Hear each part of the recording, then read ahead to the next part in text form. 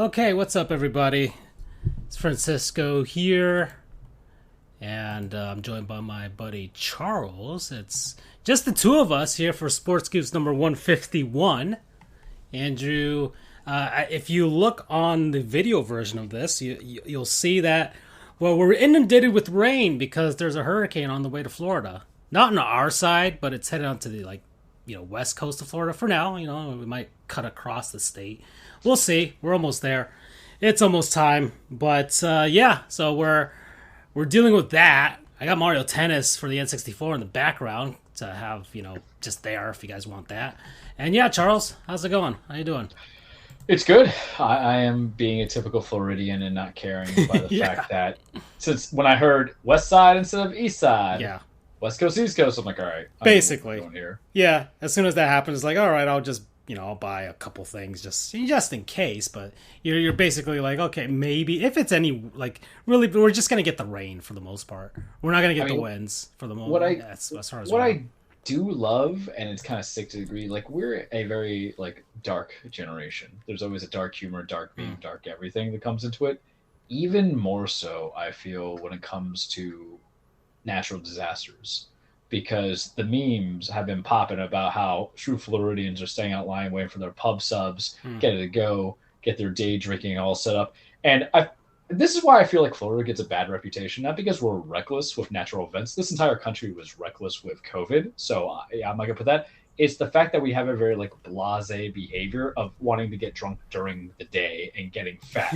We can buy public subs and chicken tenders any day during the week. Yeah. But for some reason, we make a very big event out of it to where we're going to get hurricane cakes, chicken tenders, public chicken tender subs and everything in between, and then alcohol on a Wednesday. Trot out the grill right before it hits. Cook that meat that you're... It's so you haven't strange cooked in to a me. while, Yeah, it's so foreign because if you had a character study of other nations, if we had Peru, look at us. They would just be like, what the hell is this nonsense? And they would think they were strange, and I couldn't blame them. I'm sorry. If I had my ancestors coming in, looking at it, I'm like, I'm sorry. I don't know how to explain this to you. This is just who we are now. This is how we deal with things, Yeah, this is just who we are. Andrew's not here, unfortunately. He's having spotty electrical issues, so got an empty chair back there, so we're just going to move on. Just the duo for us. And, I mean, that means we can kind of go ham on NFL. We can go ham on... It's going to actually be a sports show. Yeah, maybe. Maybe, we'll stop getting tired at some point, and then we'll just... we'll talk about gaming and stuff. We haven't talked about that in a while. I watched Hunt for Red October, which I'm sorry for Andrew not being here, because I actually watched his favorite movie of all time, and I thoroughly enjoyed it. I don't know if you saw it, Charles. Have you seen it? I'm assuming you saw it. I've seen it. Yeah. I was not held in a closet like you were. Sometimes I know Andrew was sheltered, and then sometimes I know you were sheltered, but you were sheltered by choice. Your ignorance shows. Yeah, I guess so. I mean, I think it's the way your upbringing too. Like I'm from an immigrant family, directly, first generation type of thing. So sometimes you're still trying to acclimate yourself, to the American ways, and we did in some aspects, but in other ones, no, not. I mean, my dad's the one that watches a ton of movies now. He watches a bunch of movies on HBO and stuff like that. They got all the channels. My thing is, that movie's been out since 1990. Were you not 8 years old, just streaming through on a Saturday? You just cast Sean Connery in his worst, terrible acting. The funny thing is, I was in the magnet program at my high school for TV and film. Oh my God. Yeah, and that is what is considered to be a seminal thriller. I wouldn't call it a spy thriller, even though some people want to. I wouldn't say that. It wouldn't say it's a spy thriller. It's more, it's a suspense. Yeah, it's a drama, suspenseful. I enjoyed it. Sean Connery makes me want to play Metal Gear Solid. Because it reminds me of Big Boss.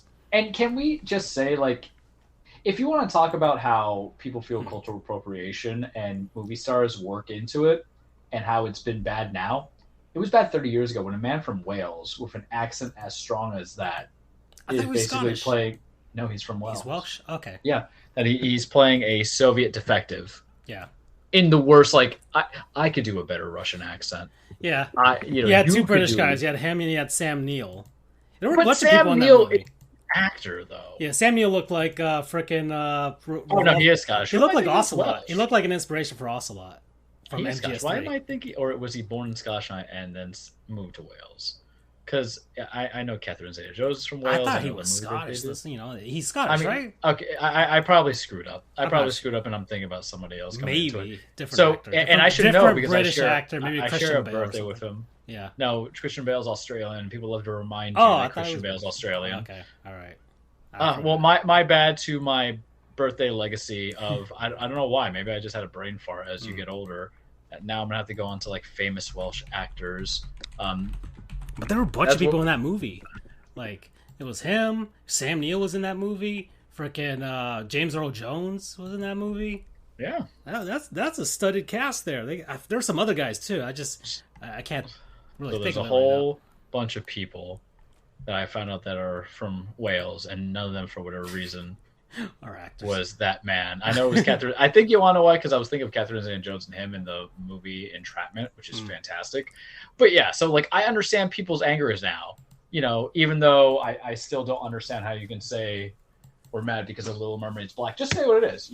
You're happy. You hate the fact that there's a black girl cast into it. Where it's a mermaid, a literal fictional character. I'm angry that she doesn't look like Squidward out of anything. The worst thing that I saw was like people comparing the outrage of the Little Mermaid to like the outrage of the first Sonic the Hedgehog design. So can I say something to this? Yeah, but Andrew's not here. Our moral compass isn't here, so we're laissez-faire here now. If y'all are complaining about Ariel being black, there's two things you could do. One, you could just watch the animated film and just leave it at that. A lot of the times the Disney movies are not superior live action versus... None of the live action stuff have toppled the original stuff. I would say like their 90s live action stuff, like they did 101 Dalmatians, which was, stood on its own. Fine. And they also did they did the first version of the Jungle Book that was live action. I remember that. They had the guy who played Luke. Yeah, and it was like a serious version of it. But that was before Disney became what we hate. Look, I'm telling you right now, I wish Hurricane Ian destroys Disney. Predicting right now, I have such for the big corporate machine can't do it. Anyway, bring it back to the main point. No, I don't want anybody to get hurt. Obviously, I just want to. I never got to ride Neverland, or the Peter Pan ride. So now I just want that vengeance. But if anybody's complaining about Ariel being a natural redhead, I want none of you human or not redhead, a black person or a white girl. I want you guys. I want every person who's complaining about male or woman. You from now on are prohibited for the rest of your life to ever dye your hair, to change any aesthetic feature about yourself individually. How many real redheads do you know? First off, nope. First off, every man who gets a little bit of trouble of the whites, they want to go that you want to get that dark color. Shit, you can't even do Rogaine anymore because you are no longer looking like your original feature self. Sorry, you want to get the Invisalign? Not on my watch.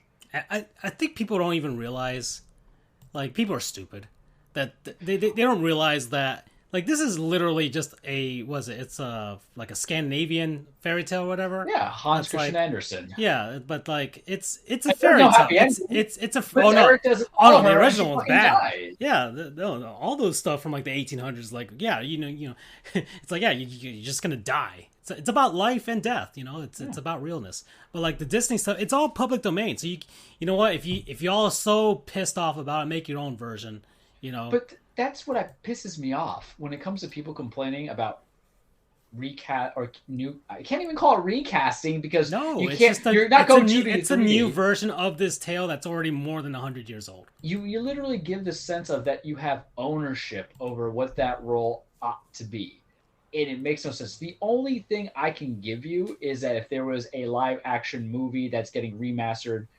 soon enough, and there's certain degrees but you let Spider-Man comes in each time, but the sense of like ownership on the movies themselves is what I can't really get behind, because for me, I think it's just silly how y'all really didn't get outraged. And you know who I feel bad for? The actresses. I don't know the actress's name. I'm not up in the times of who they cast because I already know. When I heard live action Little Mermaid movie come out, I said I'm not watching it. That was literally me coming into it. After Lion King, it's like you just got to stay away. But the funny part is, The Lion King was literally a shot-for-shot remake of like the Not live exactly, action. but It like felt here's the thing with Lion King, and we're gonna say it right now. As much as I like Chiwetel Ejiofor as a actor, if you already got back, when we spoke of him, James Earl Jones to be Mufasa, why couldn't I get Jeremy Irons? He could have carried that tune a lot better than Chiwetel did in the Be Prepared, which is like my third favorite song from The Lion King. Yeah. But this sense of ownership, and I don't lose sweat over it when I'm like, oh, they didn't recast James Earl Jones? Oh, not James Earl Jones, they recast Jeremy Irons? Okay.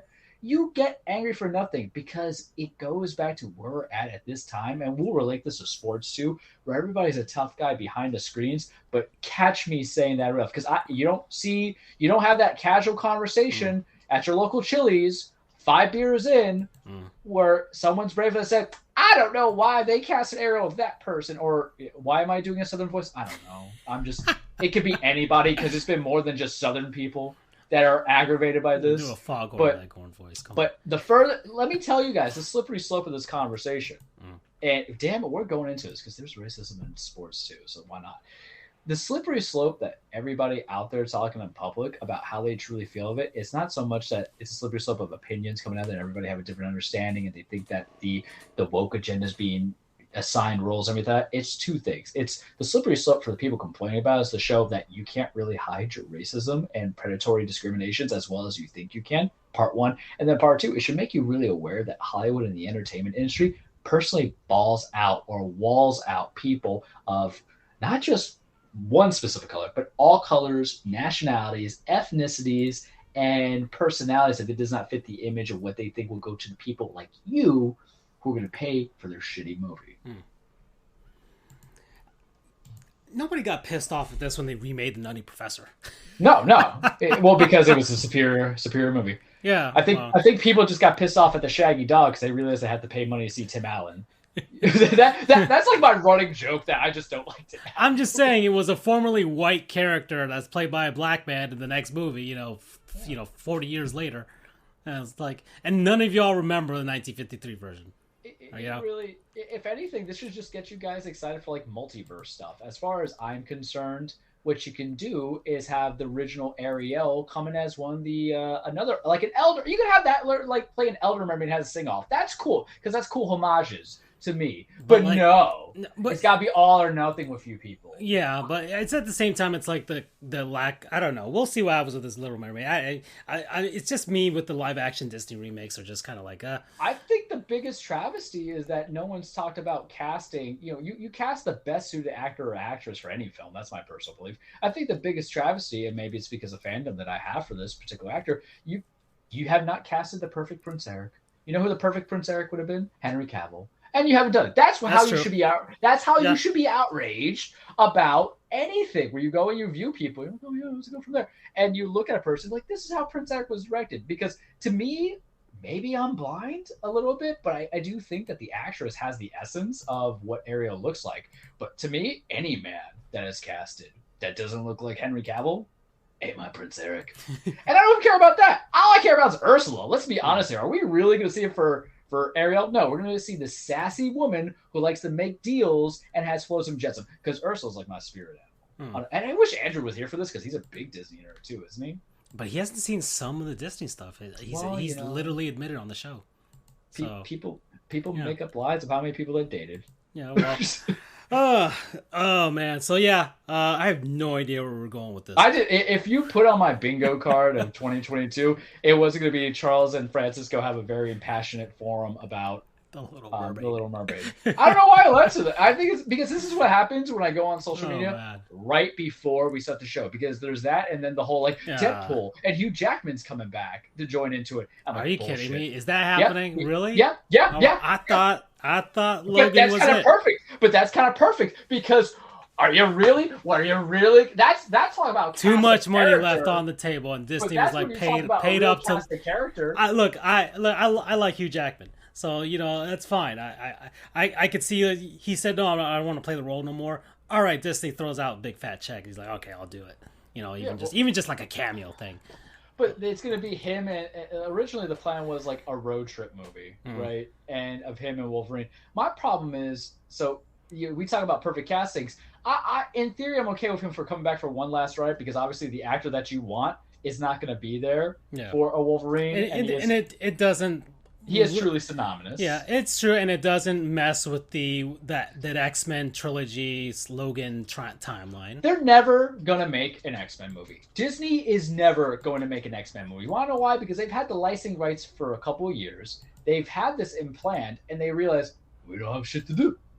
Oh no! And that it is a destruction. That trilogy really did the sextology or whatever it is. Yeah. And yeah, that's right. I keep forgetting about the newer. And they were fine.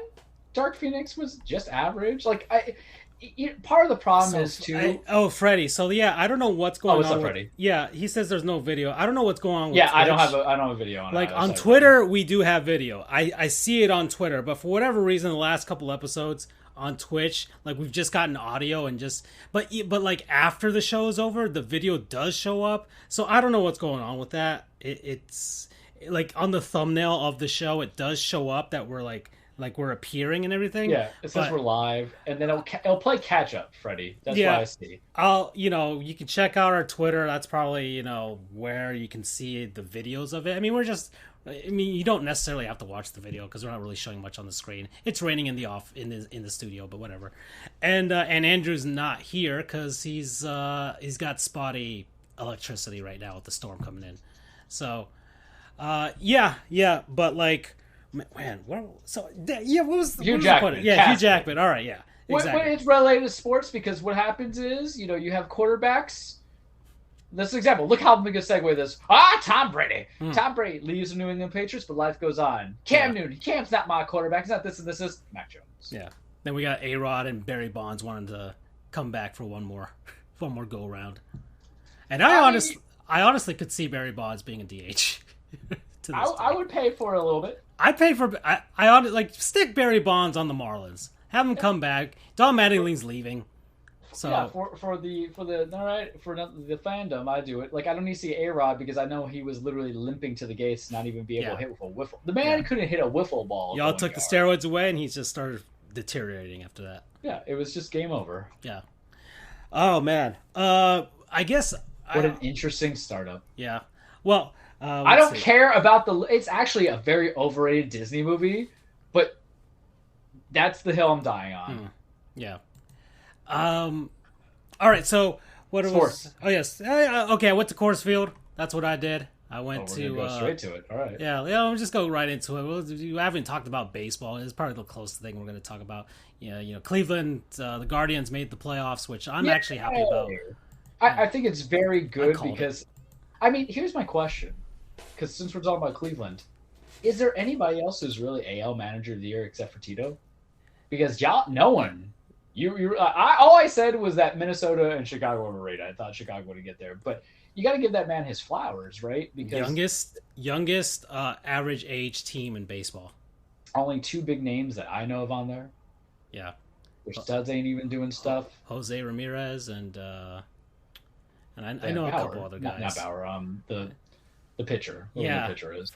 Yeah, and then there's one other guy who was on the Marlins or in their system before. And I know they have Carlos Carrasco still there. Yeah. But yeah, no, I'm happy for Cleveland. I called it. I was like, because people are like, oh, the White Sox are going to run away with this division. I'm just like, who? Did you all see? When? Did you all I was comparing them to last year. I'm like, the White Sox won their division, but every team in the division was all right. I'm like, every single one of these teams could literally win the division the next season because the White Sox didn't do anything. Is it bad that I'm loving the fact that Minnesota blew it? Yeah, Minnesota blew it. Carlos Correa is going to opt out of his contract. He's kind of already sort of indicated that, so he's out. He's a one and done in Minnesota. The Twins just kind of screwed the pooch. Really, they were leading the division at one point. I think every single team except for Kansas City and Detroit. KC and Detroit kind of just play to, I guess below expectations, but are still rebuilding mode for both of them. Yeah. So I'm like, okay, fine. And Cleveland KC just blew up their guy who helped formulate their 2015. But I saw nothing. Yeah, I saw nothing about Cleveland that was oh, they're gonna falter. I'm like, they still got Terry Francona. They still got these young guys. Jose Ramirez is their superstar, and he's pretty damn good. Their pitching wasn't that bad. I was like, this team could still the White Sox. Last season, like they had everything go right for them, but honestly, they were that like mismanaged. Yeah, mismanaged that, and there was nothing about them that seemed like, all right, these guys can go on a run. Yeah, they just didn't have that it factor. Yeah, you can win 95 games, but they didn't have the it factor for me. So it's like, okay, this season, all right, Cleveland. Now, you know, the Guardians merch is moving now because now you gotta buy that stuff if y'all been holding out because they just won their division again. So, it'd be funny if they went on a run and won the World Series. And you're just like, okay. It's one of those things, like, you know how everybody, you were all legitimately okay with, I was like, remember the year when it was Kansas City and Texas? No, not Kansas City, Texas. Kansas City, and who did they play? The Mets? Yes, the Giants. Mets. Kansas City and the Giants, where Kansas City won. Oh, against the Mets, yeah. Yeah, that happens, and you're just like, yeah, this is fine. Yeah. That's how I feel legitimately sometimes with it. And it's like it's just perfectly okay. And It might annoy people to a degree, but I know it sounds rude, but if you truly care about sports, you care about the small teams winning too. Because that's all you hear. Yeah. Especially baseball. All the big teams overachieve, which is actually true. You don't want anybody from the NL to win this year. You don't want the Mets to win it, who overspent. Nope. On old men who are injured. No, I don't want the Mets to win it. The Dodgers. You don't want the Dodgers to win it, and you don't want the Braves to win it. Yeah. I mean, honestly, the Cardinals are probably like the default. Like, okay, they've already got. Yeah, they got the second most championships anyway, so it's like, okay, fine. Yeah, and so Pujols' last year, Molina's last year. It has that stuff, and then you look at the AL. You don't want the Yanks to win, even though we weren't even the highest of the payroll. I think it was Boston, if I'm not correct, or I'm not mistaken. Maybe? Even though that'd be funny if it was, because they got eliminated. Well, remember the whole thing was we're going to shift out dudes, so we don't have payroll 2022. I'm gonna just look this up real quick. Let's see: Dodgers, then Mets, then Yanks, then Phillies, Padres, and the Red Sox are at 6. So you guys still, the Mets spent more than the Yanks, so you guys are third this season. Sure, yeah, we go from there. Yeah, take that. But yeah, the Red Sox didn't make the playoffs, and they spent the 6th most, and the White Sox spent the 7th most. And didn't make the Padres is the one that cracks me up. The Padres are hanging on. I mean, they'll probably win one of those wild card spots at this point, unless they fall apart, which they could, because I think they still got the Dodgers and I think the Giants, who, I mean, they're bad this year, but they could still, I think they still got it in them to like screw over San Diego. That's fine. Yeah. Milwaukee's got an easy schedule for the most part. They've got, I think St. Louis is like their only hard team, and then they got the Marlins and like Arizona or something stupid like that. And then the Phillies have, I think they got like the Cubs, and I forgot what other team they got. Maybe Atlanta. So there's only like 9 games left for most of these teams at this point. So really, it's like whoever loses more than 2 games in a row is gonna be out of it, I think. I hope Philly ends up getting. I hope whoever's the interim manager, because remember they fire Sweet Joe Girardi. Yep. Whoever ends up getting out of it really gets to retain that position, because you know how managers are, or organizations are. You can have somebody replace and like, thank you for getting us this cups of relevance, but we're not going to proceed with it. So that's the thing where I'm kind of like, all right, what are we doing here per se? Yeah. So review of Coors Field. So yeah, on Friday, I took a trip with my dad to Denver, Colorado. First time I ever went to Colorado. And honestly, I'll give my assessment of Coors Field first, and I'll give my assessment of Denver after that. But I think they're kind of one and the same, to be honest. So Coors Field, nice baseball stadium. Very nice. It felt like a baseball stadium. I got to commend them for that.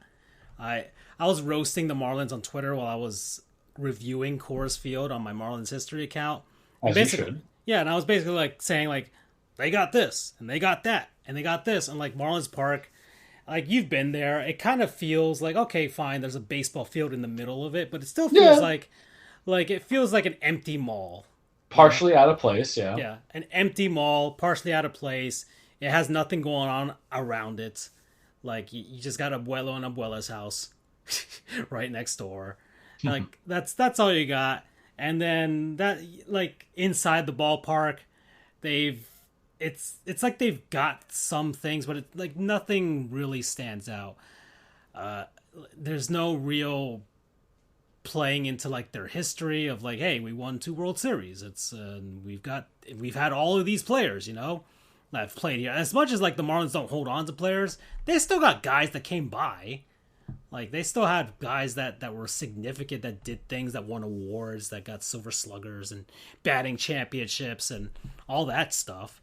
So, but there's no real acknowledgement of any of those accolades, except for like maybe like 5 or so things that I can like recall off the top of my head. But even then, they're like not really in your face about it. So it's like, we've got so little to celebrate that why don't you celebrate the so little that we have? Well, the Rockies, they haven't won a World Series. They went to 1, and then but they throw out everything that this guy won Rookie of the Year, and it's like they got their names hanging all over the place. Oh, remember this guy? Remember that guy? I'm like, oh, yeah, both teams are the same age. But yeah, though the ballpark felt like a ballpark. It's huge. It's a huge ballpark. I think it seats like 40K. So we had seats all the way up at the what they call the rooftop, which is like a bunch of seats in the upper deck and right field that they gutted out. Mm-hmm. And then they just added a bunch of bar, like a big giant bar and like a smash burger thing and all kinds of stuff there. So like that's where we were sitting initially, because I wanted to like get mile high seats because they got it's a mile high. And then like before I went to the ballpark, I went on Reddit and asked like Rockies fans, hey, what's good to eat at the ballpark? And they kind of gave me some suggestions, but like nothing that stood out to me inside the ballpark. And then one guy just sent me a message, hey, I'm not going to the game today, I got 2 tickets, you want them, the club level? I'm like, hell yeah, thank you. So yeah, we upgraded basically. So I basically got my tickets for free. I got like my tickets were like $30 each, and I think those club level seats were probably like at least 60 each. Yeah. So we basically, I won out there. So yeah, me and my dad enjoyed that. They had fireworks after the game. The game went to extra innings. The Fraud Rays lost to the Rockies, so that was fun to see. Juan Soto actually hit a home run. Had a good game for once. He's still hitting 240, so not really the best there either. But what was it? The thing that disappointed me the most was they have no food selection there. It was not good, Charles. I mean, are you shocked? Like every single one of the concessions, they had different names for them and all that stuff. And maybe there were like a couple too, and they had like the kiosks. But for the most part, after like every 3 sections, you saw the same things repeated. Okay, you got a lemonade stand, you got beer here, you got some people, they have like a cocktail thing there, and then you got the hamburger, you got the hot dog, you got the fries, the chicken tenders, and really that's it. That's it. And then you went over and you saw it again on the screens and all that stuff, and I'm just like, what is happening here? Like, do you guys have anything to show off to? And then on the frickin' buffet list, right? The food list that we were going through, the bracket, and I was looking for the frickin' Elvis shake. But apparently, because it was fireworks night, they closed off the entire left field stands, which is where the only Elvis shake stand is, and I couldn't get it. So your premier thing that you've been promoting, and you can't go there. Like, and it was just on the concourse, it wasn't like I was going to go down and sit there. So I don't know. It left a bad taste in my mouth. Me and my dad got burgers at this thing called Smash Burger, like in right field, which was, I mean, it was fine. It was probably better than the default burger that they sell at the normal concession stands. But there was nothing really great about the Rockies food. And then I said that this was kind of like Coors Field was kind of like the same as Denver in general. Denver is like, it's all right city, like, but there's not really much to do. There's not much You're to just see. not impressed with it. Yeah, no, it wasn't. I saw like the Capitol and the City Hall thing, and we walked around there and looked at some stuff. We went to like a state museum with like their history and all that stuff. But like, then we went, but like the food was not good, Charles. And the locals, every Fast single food? like the Ubers and the like, they were the only ones that like that were like, we asked them like, hey, what's good to eat, and they're like, not really much good to eat here. It's just kind of like. This is why we had to legalize pot, because our food is fucked. Exactly. Just inedible. I remember you sent me that message, and I showed it to my dad, and he cracked up laughing. Yeah, they got recreational marijuana and all that stuff. That's great, but you got to get stoned so you can get the munchies, and you don't give a shit what you're eating. That's probably what it is. So like Denver just doesn't have good food. Supposedly you have to go to like outside the city, like Pueblo, and at that point it's just kind of like a variation of Mexican food. So that's not really what I want. I wanted some like Western type of food, but apparently that's not what they do there.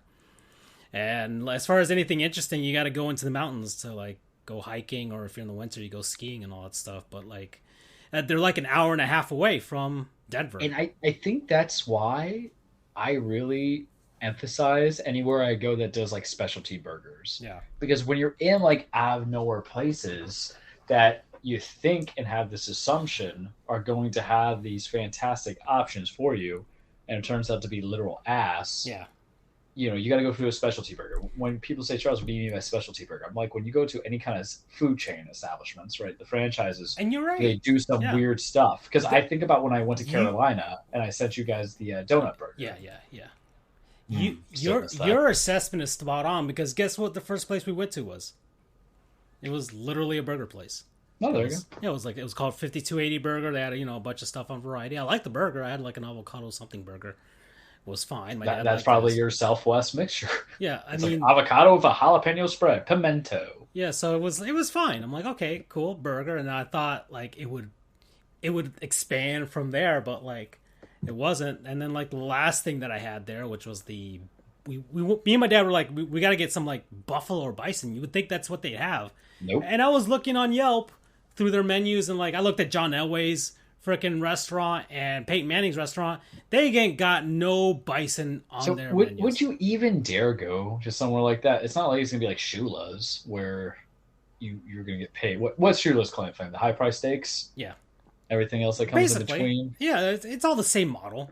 I mean, what the hell do you want? What the hell do you want out of a John Elway? Scrambled brains? Oh, I'm sorry, scrambled eggs. That was low hanging fruit. That's a good one. Joke, but I'll take it. Yeah. And Peyton, what did I say? I'll get out of the record. What I said about Peyton is like you would just go to eat at any Papa John's. I don't know if he's still part of it. I did. That was great. Oh God. So we hate Colorado then, is what you're saying. I don't hate Colorado. I just think that if you're gonna hate places I can't eat, man. If you're gonna go, you're either going just so you can smoke the weed or you can climb those mountains. That's really the only reason to go. At that point, bring your. I don't know. I can't say for the rest of Colorado. I can't say nothing about Colorado Springs or Boulder or freaking wherever, Pueblo. But like, I just there's not really anything that stood out, to be honest. Denver as a city, that's why Parasaurolophus play there. Yeah, so, all the dinosaur bones. Yeah. So, that was Colorado. That's really my assessment. It was just kind of a meh city. And I've contemplated going to Denver or Boulder in my travels. Right before COVID, I was very big on the traveling. Yeah. Somehow I found myself just being in the Carolinas more, but that's because everybody got married and all this other stuff, and I had to be stuck there. Yeah. Blah blah blah. Yep. Okay. 10 out of 10 would not recommend, huh? Nah, I wouldn't recommend unless you're going to go out to the mountains or you're literally there for one event. There were a ton of people from San Francisco because they were going to play the Broncos. So here's a question I have for you, though. What was, the actual sport environment like? Because the Rockies are sucking. They paid big money to Chris Bryant, who's not doing anything. It looked like it was near sellout for that. Like, those people like their teams, their sports. I can't fault them. I saw Nuggets stuff. I saw Avalanche stuff. I saw but a ton of Broncos stuff. Obviously, that I saw Rockies fans are good fans. Like they got good fans. You can't fault them for that at all. They're a better sports city than here, Miami. So that's that's the other thing that was pissing me off when I was reviewing Coors Field. I'm like, what these people? They're in last place. They've lost like 95 games. How are they? Like, why are people here? Like, why isn't this empty? So I guess this brings into an interesting question. Depending on your team and the money they spend, because you compare to them to another last place team, which is like the Kansas City Royals, do you still go because there's actually superstars on there, or what's below superstar? I literally could not name star players. I got Chris Bryant. I watched. Oh, yeah, he played he played like 10 games this year. But you know how the fan bases are. They can be like, we got a guy, and after they like go Nolan Arenado. You know? Right. Versus like Kansas City Royals, who I cannot name you a single person. Just Mondesi. I don't even know who the manager is. Zach Greinke's back there. Oh yeah, poor why? That's the problem with love. He's money. Money. No. He's love over money. No. If you watch anything on Zach Greinke, he does his own thing, and we love him for it. All right, the man wanted to quit baseball just to run a lawn mowing company. I mean, listen. Sometimes I think about quit being an attorney, and I don't think I could run the lawn though. I don't like touching the blades of grass. But I think that's what happened. Like when I went to the Hornets versus. Oh, it's not Hornets. What is it now? It's Charlotte. Yeah, the Hornets. Yes. Okay. I'm not crazy. Holy shit. This is what happens when you get old. Because I was about to say Charlotte Bobcats. I'm like, no, Charles, that's not correct. When I saw the Hornets versus the Rockets when James Harden was there, the Hornets were ass anyway. But it's the fact that you got to see other star players like James Harden and Cody Zeller was like the big. I mean, that Rockets crowd. There were a ton of people from San Diego. So one more thing. The ushers were fantastic in Colorado. Like every single one of them was nice. You know, they saw me. Sorry that you have to. They saw me and my dad in Marlins gear, and they're like, "You guys got the wrong GPS coordinates." I'm like, ah. So like, they were fine. So Zach Camp was just a dick. So that's honestly my assessment on the ushers. They were great. Like Coors Field is good. They just need better food. Honestly. How was that altitude? I could not climb the Capitol building past the 3rd floor. Like, it hit me. My dad is from a mountainous area, so it didn't, even all these years later, it didn't hit him. But, as soon as I got to the 3rd floor, I don't know, something came over me, and I was like, oh, I gotta sit down. You're just playing to the ancestors. Yeah. You're like, I'm about to pass out in front of the governor's office. Like, that was, we were climbing the state capitol building. We were gonna go up to, like, the dome, to the observatory, and then, like, I can't. Nope. I'm gonna pass out. It was very real, but after like a few more hours, I was fine. I don't get it. I was in New Mexico. It didn't bother me, and apparently that's a slightly higher altitude. But yeah, couldn't tell you. Yeah. Oh well. Yeah. So that's my assessment of Denver. So let's see. We're at 40 minutes, Charles. Aaron Judge. Want to talk about him? Yeah, let's talk about Aaron Judge. Yeah. I will I know it sounds terrible, but no one's considered this possibility because there's the assumption that he's going to get to 61 and then get to 62. I'm not going to lie. I would completely crack the hell up if the man never hits a homer for the remainder of the season. He could get so many RBIs, though. Yeah. And not hit one single homer outside the game, and everybody in their love for him about this MVP, this fictional media-created Triple Crown MVP would be null and void. They would be saying, if the man could not, they would be like, oh, but he couldn't hit 61. Dude hit 60, but he couldn't hit 61. Guy has possible triple, but he couldn't hit 61. I kind of would love that. I know it's the ultimate form of trolling, but not trolling onto him. It's the ultimate contract year, man. Yeah, well, that would be the funny part, and that's what kind of cracks me up a little bit. Because is he sweating the pressure? A tad.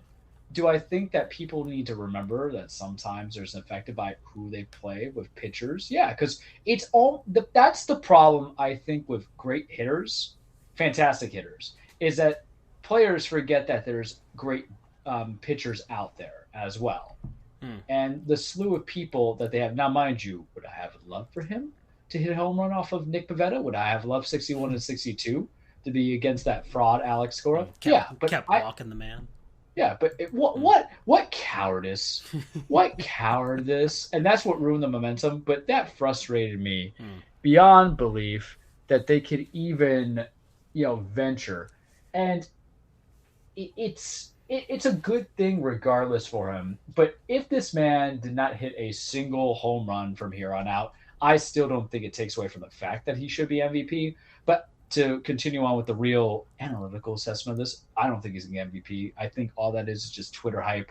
Even if you get Jeff Passan and Ben Verlander, how did he become famous? Just because His he brother. came from this. His brother. Yeah. I had a very good insult ready, and then you ruined it. Oh, sorry. I didn't know it was a bit. I had no idea it was a bit. It was because one day, and this is what I hate about Twitter. I feel like I'm old, and I'm like, I don't know who's cool. I usually catch your bits, but I jumped in on that one. It was. Do you want to say the bit? Do you want to finish? No, it? No. Momentum's gone. No, it was something about just because his brother opened up the vaginal canal for him, but it's still funny. I know. What people need to realize is I don't like Justin Verlander. And the reason why I don't like Justin Verlander is not because he's talented. It's the salt. It's the reverse Aaron Rodgers effect, where I legitimately believe that Aaron Rodgers has been overrated for 4 years counting now, almost 5. 5 years counting now. I have never really believed that Justin Verlander has been overrated. My issue with Justin Verlander stems from 2 things. 1, because of the fact that we never got him. And 2, the juice balls comment made me kind of salty. Oh, okay. When he won, I thought the selling of the soul, 2017. No, I'm a Yankees fan. Okay. We convinced many people to come join their soul or sell their souls for us. I get it, man. But my issue was the juice balls. But yet he won MVP that year. The logic doesn't make sense. It doesn't dictate. You gave the most earned runs or the most home runs off of it. You just got lucky that there weren't bases loaded in there. But no, and he has a great life. He's got Kate Upton.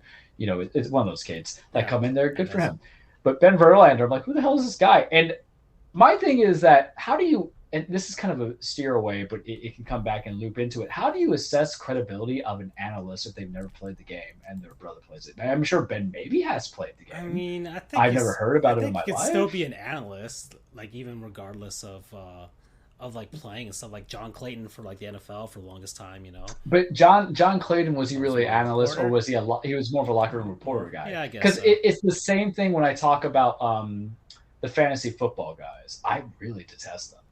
That whole roundtable stuff that you get on NFL Prime, where you're talking about guests. Because here's the problem with some of fantasy football, or at least on the NFL stuff, not like Matthew Berry and then I forgot what the other guy's name in NFL is. A lot of it's very on the nose, Mr. Obvious. When like 6 years ago, it wasn't anything transcendent when you had when he was like, okay, we're gonna put Peyton Manning against the Cleveland Browns. That and you're like, oh, okay, they're just gonna destroy him.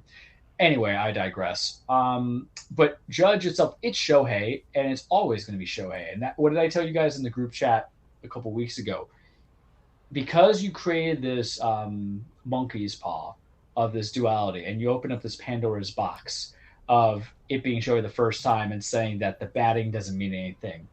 This man needs to win the MVP every year until the end of his career, unless he gets injured and cannot perform the other singular function. Because you know what the problem is? If you take away the pitching, the other singular function doesn't even have him as the 4th best hitter in the AL. The last time I checked, I went hardcore on it. I don't really come prepared for our show, but there's one thing I'm very I take pride in, I put a lot of focus in, is proving people that I'm right about any statements I make when it comes to my pettiness.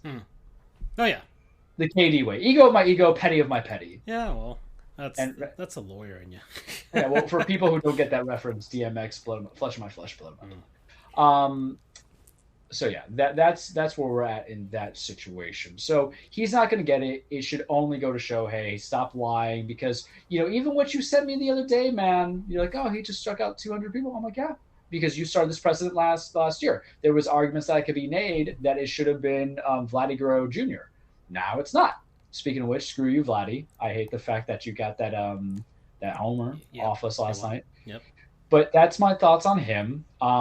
Can I be petty for 2 seconds? Oh, I know. But that was informational petty. That was informational petty. Here's a subjective pettiness. Yeah.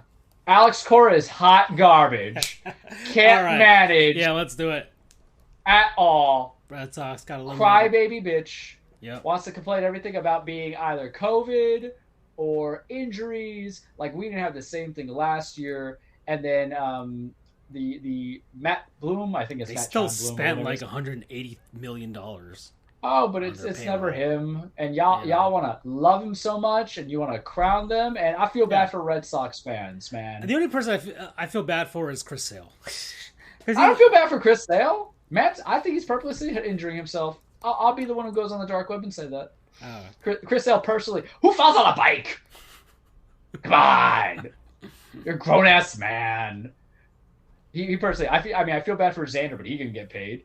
I feel bad for the other guy. He didn't get paid.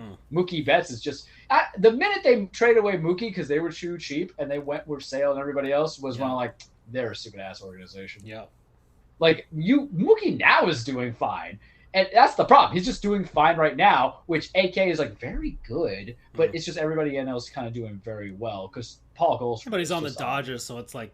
It's almost like it's getting lost in the shadows. It's elementary, man. Yeah. It's ridiculous. You know, Freddie Freeman's having a monster year. Oh my god. My paralegal, he's a Braves fan, and I always make fun of him because I tell him like, congratulations, you have the most unmemorable World Series win in the history of man of our lifetime. He's 41, and you could raise the argument that'd be the Royals, but people always remember the Royals because of the fact that it was against the Mets, and because of the fact that they did it with they had the plan, and that's the thing. If you have the plan, it always comes in. You remember, like it was a 3-year plan. That's all they had to really work with. But Freddie goes, and you got Matt Olson. I suppose he's doing fine, but there's a petty in all of us where I don't believe a single person who says that when a guy leaves to go elsewhere, they want to see the guy succeed elsewhere. You know what I mean? When there was contract reviews. And I know there was the Gottlieb Goon situation where, that information came out to be false and there was an offer actually made, which makes the relevancy of what we put him on. Which makes it even better because that's the whole thing that we propel on is that Gottlieb is a goon. But regardless, that means you guys weren't good enough and you chose cash. You went to LA, even though he's been with you for 9 years. I don't want to see anybody succeed. I love AJ Brown to death. I don't want to succeed in Philly. And what's he doing right now in Philly? Succeed. Are they succeeding in Philly? Oh man, no. He's succeeding in Philly. They can succeed in Philly. I don't want him to tear his knee. Obviously, I would never do that. But then I'm just like sitting there, like, he's a conduit. He's an integral part of an offense. Yeah. God damn it. That's fun, man. It's terrible. Okay. Let's see. We're at 48 minutes. Is there anything else on baseball? There's not really, because now this is like the death blow, and then the postseason's going to come in good. We're winding down. Like we already got 6 teams. How do you feel about Mattingly? There you go. Okay. I think let's make it personal because this is really the non-matter. Like the next week and a half doesn't matter. For baseball, and I know people hate that when I say that like that, but it's true. Unless you're like a wild card team, but like everybody else, it's like, okay, like the Dodgers already have home field advantage through like the World Series. It doesn't matter anymore. So like they're just gonna coast from here, and then like the Braves and the Mets are fighting for their division, but they've already made it. And then it's like those 3 wild card teams in the National League, and then the Yanks, and then the Astros, and who's gonna be the best in the American League, and then like Cleveland, and they're just there. So we already talked about pretty much all those teams. So. And then Seattle, and there's been some real ass sports being talked about. I think for the American League's like for the most part set up already. Seattle's going to make it. It's just the matchups. Yeah, and Baltimore is not going to make it. Like they're a little it'd have to be like a magical run for them to make it. But even then, like their season's a success because they're ready. Which is kind of scary for the AL East. The media is going to watch you, which I'll tell you right now, when you're on that fringe team and you get that attention of being on TV, that's what you want. Yeah. So you got that. And then, all right. So teams that don't matter. So, the Marlins, I think, who's the frickin', let me look at one thing real quick. Tankathon, I just want to know who's, like, it's a draft lottery again for the first time for baseball, so that's fine. Washington's got the worst record. They got 100 losses already. Yeah. So that makes sense. But the Marlins were not supposed to be this terrible. Like, I would have been fine if they were like 75 and whatever. something like that. 70-75 wins range. Anything plus that would have been like a surprise for me. But they're at 63 victories. They lost 90 games already. They're winning against the Mets right now, which would be funny if they ruined it for the Mets. But yeah, it's Mattingly's gonna be gone after this season. They finally, like, a mutual parting of the ways for both of them. He's been here since 2016, I think.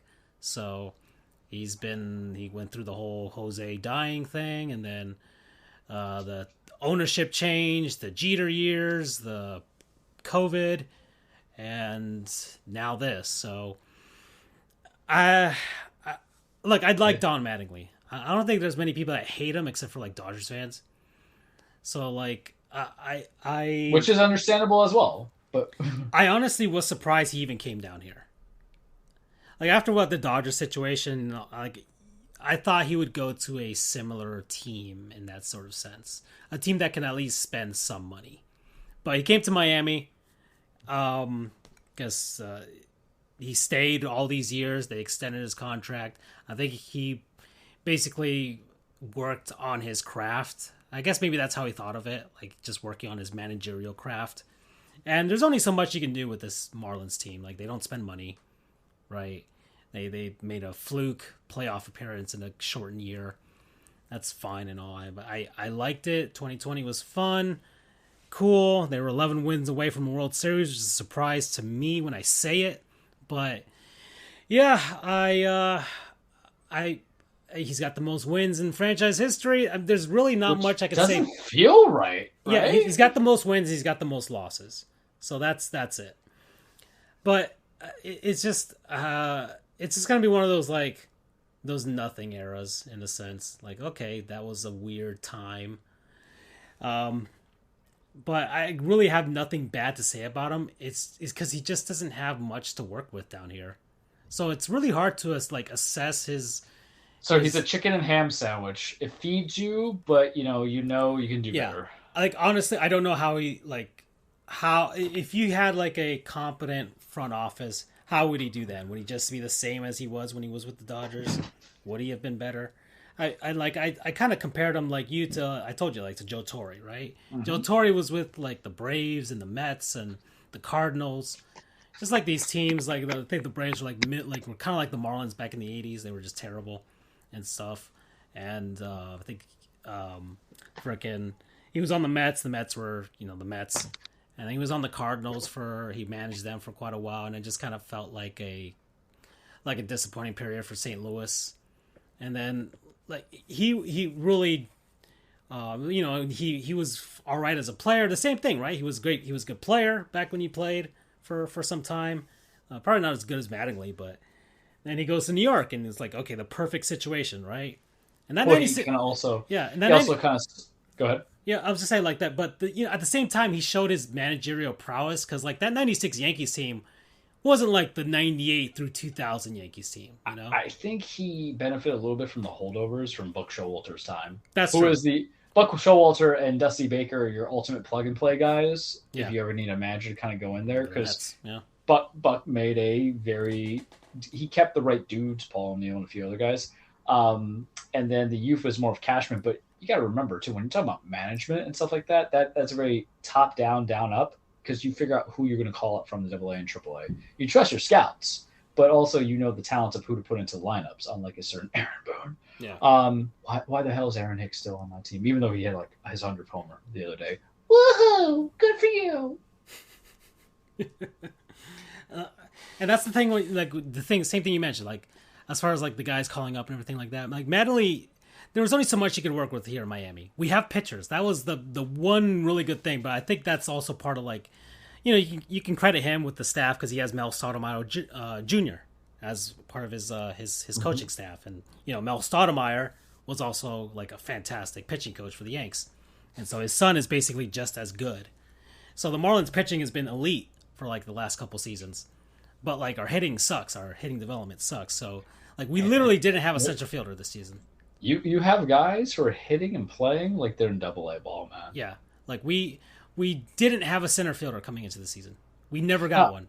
I'm gonna ask you a question. We about have right regret. fielders and left fielders trying to play center, and like there's no way. You need a dedicated center fielder. So I'm gonna ask you a question about regret. Hmm. If you had paid Starling the money, do you Uh, think you at least get some wins out of it? Maybe like, but I wouldn't say it would be that much because like they've had some bad luck. Like Jazz Chisholm got injured. You know, he was our all-star second baseman. Garrett Cooper made an all-star team, and then just completely fell apart after that. Mm-hmm. Like, and some of their older guys, like Jesus Aguilar, just started to suck. I mean, he's kind of sucked all year, but like he really sucked. Never got any of that power, and the prospects that we did have that kind of looked good, like Jesus Sanchez and Brian De La Cruz and a few other guys, like they didn't, I guess, progress as quickly as we wanted them to. Not like you see in Baltimore, basically. That's kind of what we were hoping for, like what's going on with Baltimore. That didn't happen, so. And that's what trading Trey Mancini. That still amazes me. Yeah. No, Baltimore's got it. Whatever they got it. Like it's I don't think they're going to be like Kansas City and Detroit just kind of fell apart after whatever. I think Detroit's kind of ruining their rebuild because they went after Javi Baez, which was a mistake. And they kept Miggy. And Miggy, I mean, I'm just saying, you have to think where that money gets they allocated. can't move that contract. He's got to stay. Like he's either sure. retiring or he's. We said that and we let A-Rod go, so lo and behold. And There's no he can impossibility. still hit. He's not. I'm just shitting. If you're gonna have a DH, you're gonna have a future Hall of Famer. Might as well, Yeah. That also goes to show where part of the downfall for NL teams. Plus, he might be like a Udonis Haslem situation. There's nothing about power hitters. Do not tell me that they're great hitters because there's always high strikeout rate. That's like Mike Trout's that guy I would listen to. No, but Miggy's also he won a Triple Crown. I mean, he's got a career 300 average, so he's not power hitter like. Well, he's not Aaron. He's not Giancarlo. But then again, Mark McGwire is a great hitting coach. So. Well, Mark's belief was essentially this: just swing. Swing. His little thing was like see ball, hit ball. Yeah. And I love him for that because he's not wrong. Yeah. But I mean that's it for me. I don't know who's gonna come in and manage this team. Like people are throwing out Joe Madden. I could see Joe Madden coming to like a semi Tampa Bay situation, but I don't know how much he wants to like he'd have less pressure. It's basically the same situation that Tampa was in. I can't see Joe doing it. But, Joe likes winning too much, man. But I mean, he's been through it, so I could see Joe Madden doing it if the Marlins give him a lot of like control, like a lot, and almost Pat Riley like control would probably be the only way for him to come down here. Yeah, and I doubt the Marlins would do that. So I really have no idea who's going to come in here and try and fix this. We're most likely going to hire some new guy, some newbie. I don't think we're going to get any of the manager carousel that's around there. Question is, do you want any of that? Honestly, not really. Aside from Joe Madden, Joe Girardi's not coming back. No, Joe is very egotistical. There's a lot of pride at play. That's true, and he's of his time. And the problem is who's gonna want Joe when the team that you got fired from is actually in contention? That's a bad sign. Yeah, it is not like that's what I was saying. Joe is of his time, really. Yeah. Like as soon as baseball started to become like true outcome, like analytics and actually listening to the young guys. No more gut feeling, that type of thing. Like after Joe was fine between 2009 and to whenever Jeter retired. That was it. I sent you that the other 2015. I think. Yeah, 2014. Yeah. I still remember that day. Did I cry? No. Did I well up a little bit? Yes. Because of the fact that one, he didn't play any other games besides the last AGO game, and then he got that single drive in. I was like, okay. Yeah. Unlike Mariano, who's like, we were already losing 4-0. We just put him out there. It wasn't as much of an impact. Yeah, he didn't even finish the inning. He didn't even finish the inning. So. Yeah, because the thing is, there's a lot of things come into it. Yeah. Could Mariano have gone on for a little bit more? Probably. He only just throws one ball and it goes like 79 miles. Yeah, but you don't want to embarrass a Hall of Famer at that point.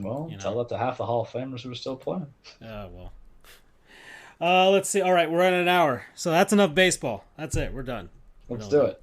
Yeah, word from non-sponsors, people, places, things, concepts, what have you. We've been enjoying over the last week. I honestly can't really say anything from Denver. That would be my non-sponsor. Yeah, to be honest. Yeah, no pressure on all, right? Damn. I honestly just didn't feel like anything stuck out to me. Like you didn't feel the love? Not really. Like Coors Field was fun. It was good. It was nice. It was a baseball stadium. I'm like, okay. But you're also not a Rockies fan, so yeah, but really the vibe was good. Effect. It was a good vibe. You know, you go to baseball games, sometimes you get a good vibe. Like I've had good vibes at Fenway and DC. Like some places, yeah, you get a good vibe. But like the city itself, I'm just like, okay, fine. You know, Grace is gracious. I'm not gonna give it to United Airlines. Hell no. It's hard for me to give it to an airline. It was fine, I fell asleep on the ride back. I will never give it to any airline unless I literally see like two people swinging hands and the flight attendant's good enough to let me record it first before they separate it. Yeah. But I mean, I don't know. Do you want to go?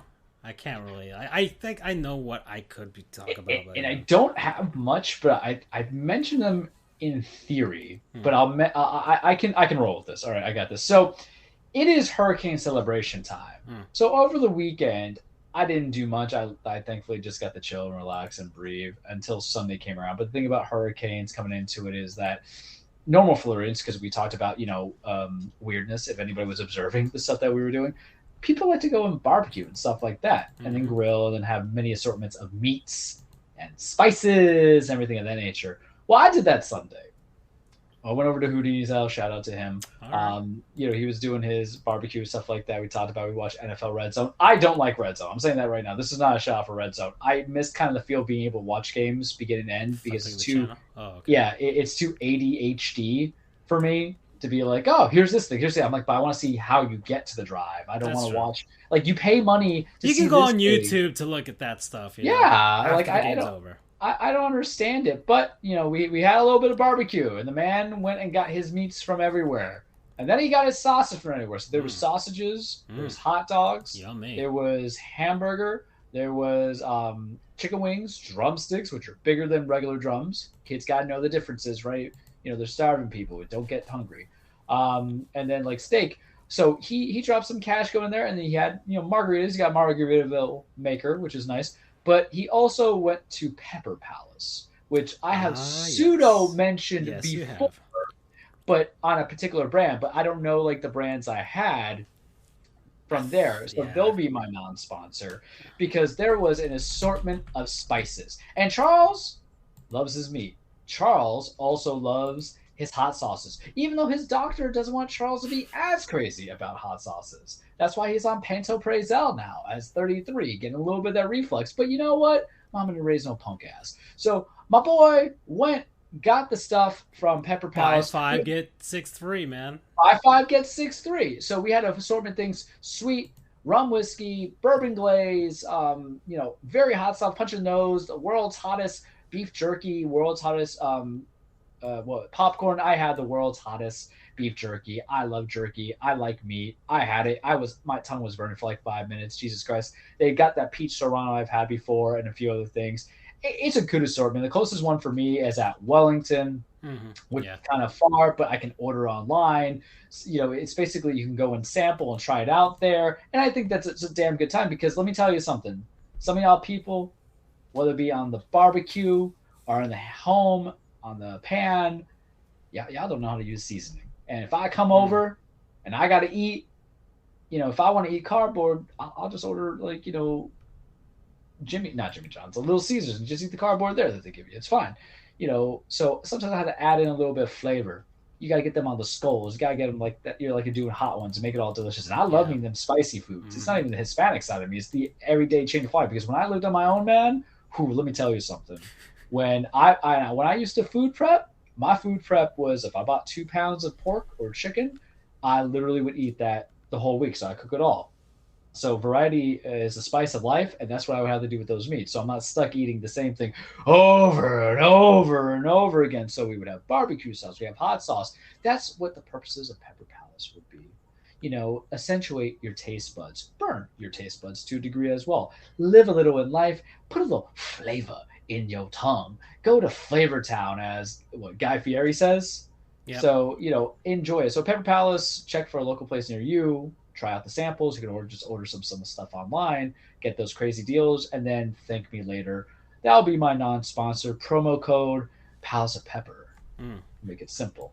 Yeah.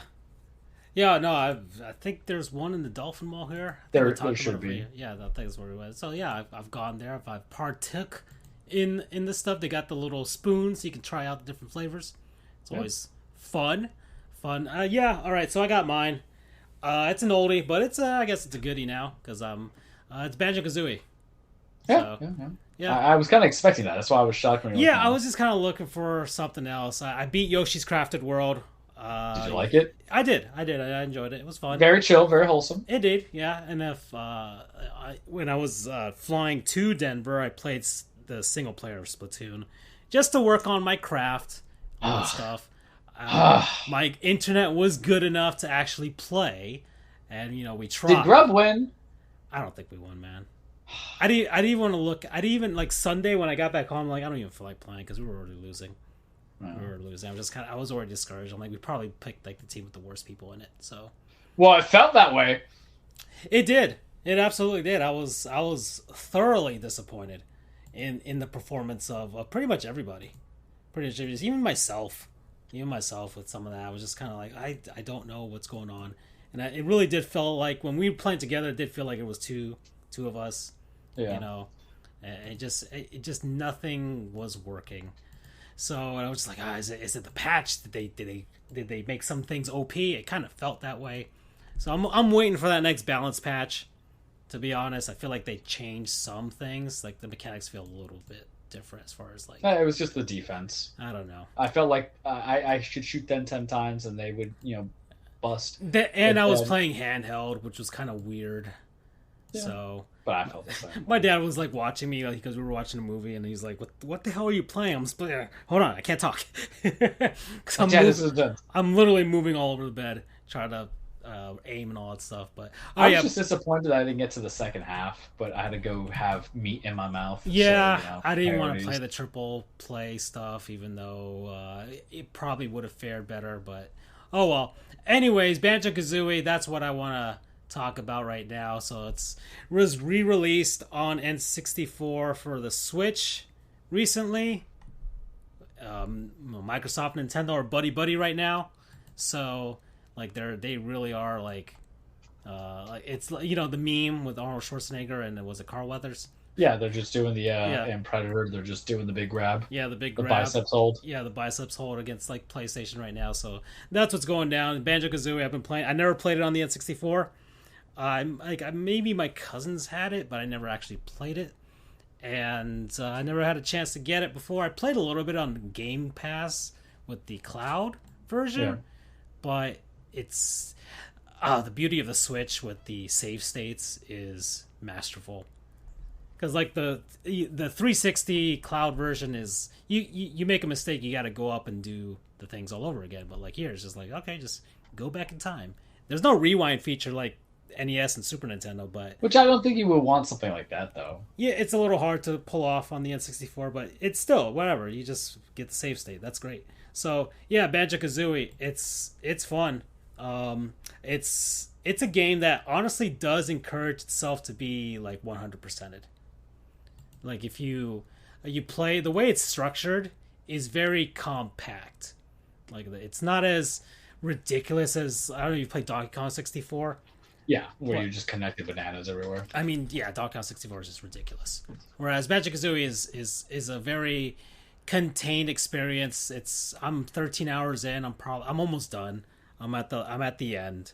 I just need to collect a few more things, and then I'll beat Gruntilda, and that's it. I'll 100% it. So, but yeah, I actually was inspired to actually 100% it. So, it's good. It's good. So, if you do have an Xbox or a Nintendo Switch or even an N64, I highly recommend it. Promo code Baron Bird. So, that's it. I mean, it's not really much else for me. So, we're on the next half. All right, Charles, football. Let's go. Let's go. And this time we don't have to one-shot it. Yeah. Because we have some time. Yeah, an hour and 10 minutes. So let's start with my Rita Repulsa persona here. The Miami Dolphins are undefeated. Inspiring? I wouldn't say they were inspired. I would say they were lucky. We landed right like around the fourth quarter.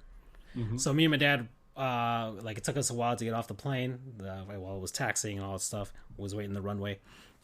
And then, so me and my dad were watching the game. And then when we got out of the plane, we were sitting in the terminal and watching the end of that game on my phone. We saw the butt punt. Yeah. Which was funny. I thought that was it because I was surprised by the fumble that they stripped from Buffalo. I was like, oh man, this is it. Holy crap. And then the butt punt happened. And I was like, Tua ain't the guy. Of course it's going to happen. Josh Allen's going to lead Buffalo down the field. All they need is a field goal to win the game. And it didn't happen. Now, I've seen the passes. I've seen like the one deep pass that Tua did throw. Mm-hmm. And then of course Josh Allen with that terrible throw. It was a couple, man. Yeah, but he had a couple of the one terrible throw that was like in the end zone that he just didn't even reach. And people are like, "Oh, if that was Tua, you guys wouldn't be talking about her all day." I'm like, "Yeah," which is very fair. It's true. Statements. It's true. It's been the reputation so far, but once again, I attribute this victory more to the Dolphins' defense and luck than anything else. I still can't give it to Tua just yet. I don't know. I feel like there have been factors in these games that have let him squeak on by, to be honest. Well, it's the fact that, Sean McDermott and Ken Dorsey are not really that cutthroat because there was multiple times they could have had something. There was 2 fumbles by Allen that Jason Verrett picked up, which good for Jason Verrett for being an old man, still bring it in. Oh. I will say this on my observation of games, because I have friends who are both Dolphins fans and Bills fans. Everybody on both sides, and this is amusing to me, makes excuses for why their team either won or lost. I will say this: the Buffalo ones are funny with the sun. Oh yeah, it's great though, because they ran. The reason why you lost is not because of the sun. The reason why you lost is because it was like one segment where it was 28 minutes before the Dolphins even got to run their offense, and you came with no points. Yeah, it's the ineptitude. Ineptitude's a very the harsh Bills word. Literally ran like double the plays that Dolphins ran. Yeah, and I'm not going to call it ineptitude because we all had to endure the 49ers game. Oh, I didn't endure it because I wasn't stupid enough to watch it. But, I was in Denver and I didn't endure it, so... Yeah. Well, no, it was on the Sunday night game. I know, but, like, there were people that were there. And it was like, yeah. I was not going to watch it. Yeah, we don't do that here. But when you're out there so much, there's always an expectation. Either a field goal or something. Game numbers, I think there was a missed field goal. But... if anything I take away from this is just good for Jalen Waddle, because the more Tua can find that one deep ball, the more money he's going to get paid. But what I would say is this, though. Do I like what Mike McDaniel's doing? No, because here's the thing. With a lot of guys that seem to be big play teams, you're only scoring, 20 points? Yeah. Is that how much you won by? So you got Tyreek, you got Jalen, you got Gesicki, who's just a non-factor in this offense, which I think is a bad decision, in my opinion. I think he should be around more. And you don't have a running back. I know Chase Edmonds got 2 touchdowns out of this, but that was more by being waiting in the wings to get to the goal line as opposed to be the big play guy. I always thought a running back was exactly what you needed to really make that team more complete offensively to help Tua. Because Tua, what was concerning is that boy was done fucked up. There's anything the Dolphins love is not pairing their franchise quarterbacks with good running backs. So, but that boy was done fucked up. I don't know if you saw him fall the way I saw him fall, because he looked concussed, even though they say he's not concussed. But there was a point where he got hit, he got up, he was struggling, and he fell down. And I think that's concerning because Tua's young, and every young guy is an idiot in life. Trust me, I was once a young man. I can attest to this. And, they're not going to want to be taken out of the game, because if not, they're going to be branded as the Jay Cutlers. And God forbid, they're in that situation. And for anybody who needs to remember, Jay Cutler came out of the NFC game. That was a championship game. And he never heard the end of it. So I think Tua is like really young too, like 24, 25. And I understand I am speaking or commenting on someone I don't know and I don't know the situation. I understand that case. I'm just saying that it wasn't the right call because when someone just falls down like that and is taken quickly to the blue tent and back and everything is okay, peachy fine, I'm kind of concerned. I don't know if you saw that portion, but it's not good. It's not healthy. Well, it's kind of what they. I mean, that's. I feel like this. It's irresponsible. It is irresponsible. But it also kind of points out that I feel like this winning is untenable for the Dolphins. Just because I don't know, I've seen things before. How many times can you get lucky? Yeah, well, exactly. I sent you the power rankings, here. and I sent it to Doug too, and I told him like, let me see, what was the thing I actually said to him? I said, this will only end in tragedy. I said on the ESPN thing. And he actually was like agreeing. He's like, this is absolutely an unsustainable trajectory, but I'm going to enjoy it while it lasts. Well, this is how I'm going to dissect it. You beat a very average Patriots team. And we know they're average just by how they've been playing lately. Yeah. And then who did you beat last week? We beat the Ravens. Remember, we came back. That's right. And that was great. But then watching how the Ravens have been playing the last 2 weeks, you realize that defense is terrible and they got to pay Lamar Jackson all the cash. That's true. And then you beat and won Buffalo. Yeah. But they really didn't feel like they should have won you. So even though it's like the Eagles logic from last year where they went to the playoffs but they never beat any real teams, you still won. So you beat teams and that's good. But you got to, when you talk about wins and losses, you have to factor in every relevant win and every relevant loss and how good or bad the competition was. The reason why I say that is because we were number 1 seed and everybody says that we were lucky and they forget the fact that we beat the Chiefs, that we had beaten the Bills, that we had beaten the Rams. But what they remember is we lost to fucking Joe Burrow because Ryan Tannehill threw 4 picks. But do I think it's good to get this kind of sensation? Yeah. I think what people also need to realize too is Buffalo is not as good as people. You want to know why people are making excuses for Buffalo? Because they shellacked our asses last Monday. Also, that's been the darling pick.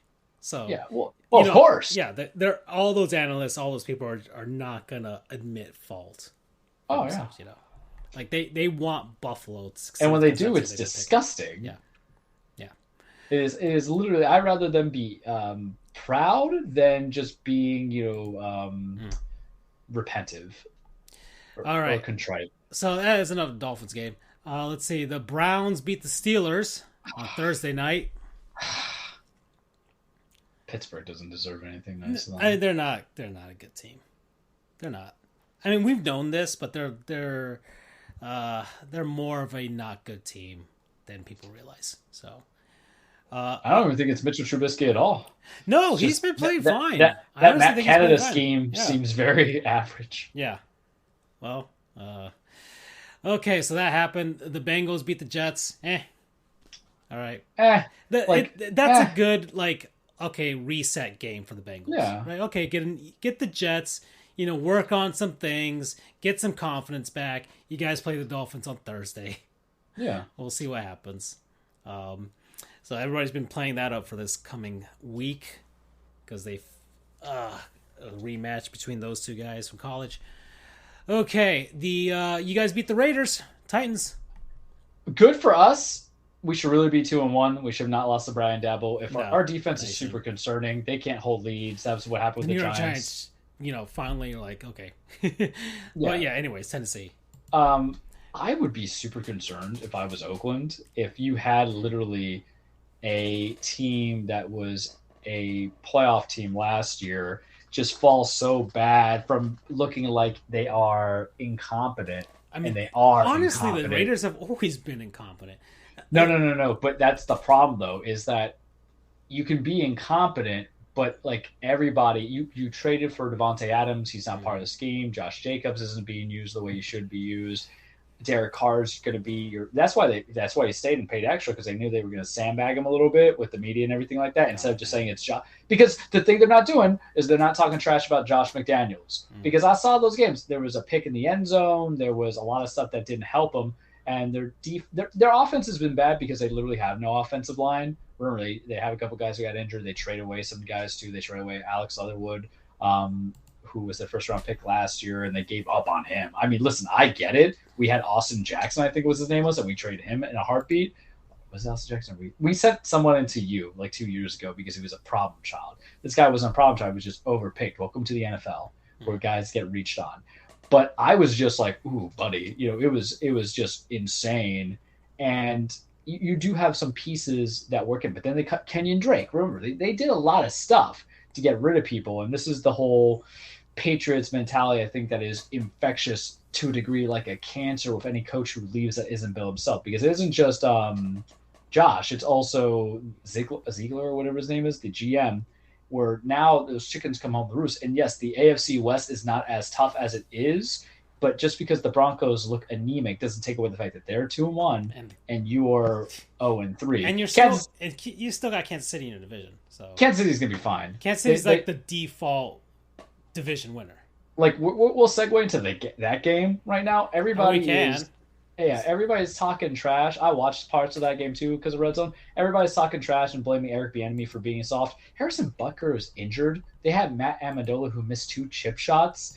It happens. Stop with this, Matt. I hate this so much, Matt. Stop with this presumption that football scores, even if you have a stud quarterback and players, are going to have the Madden rookie mode scoring process where they can get 70.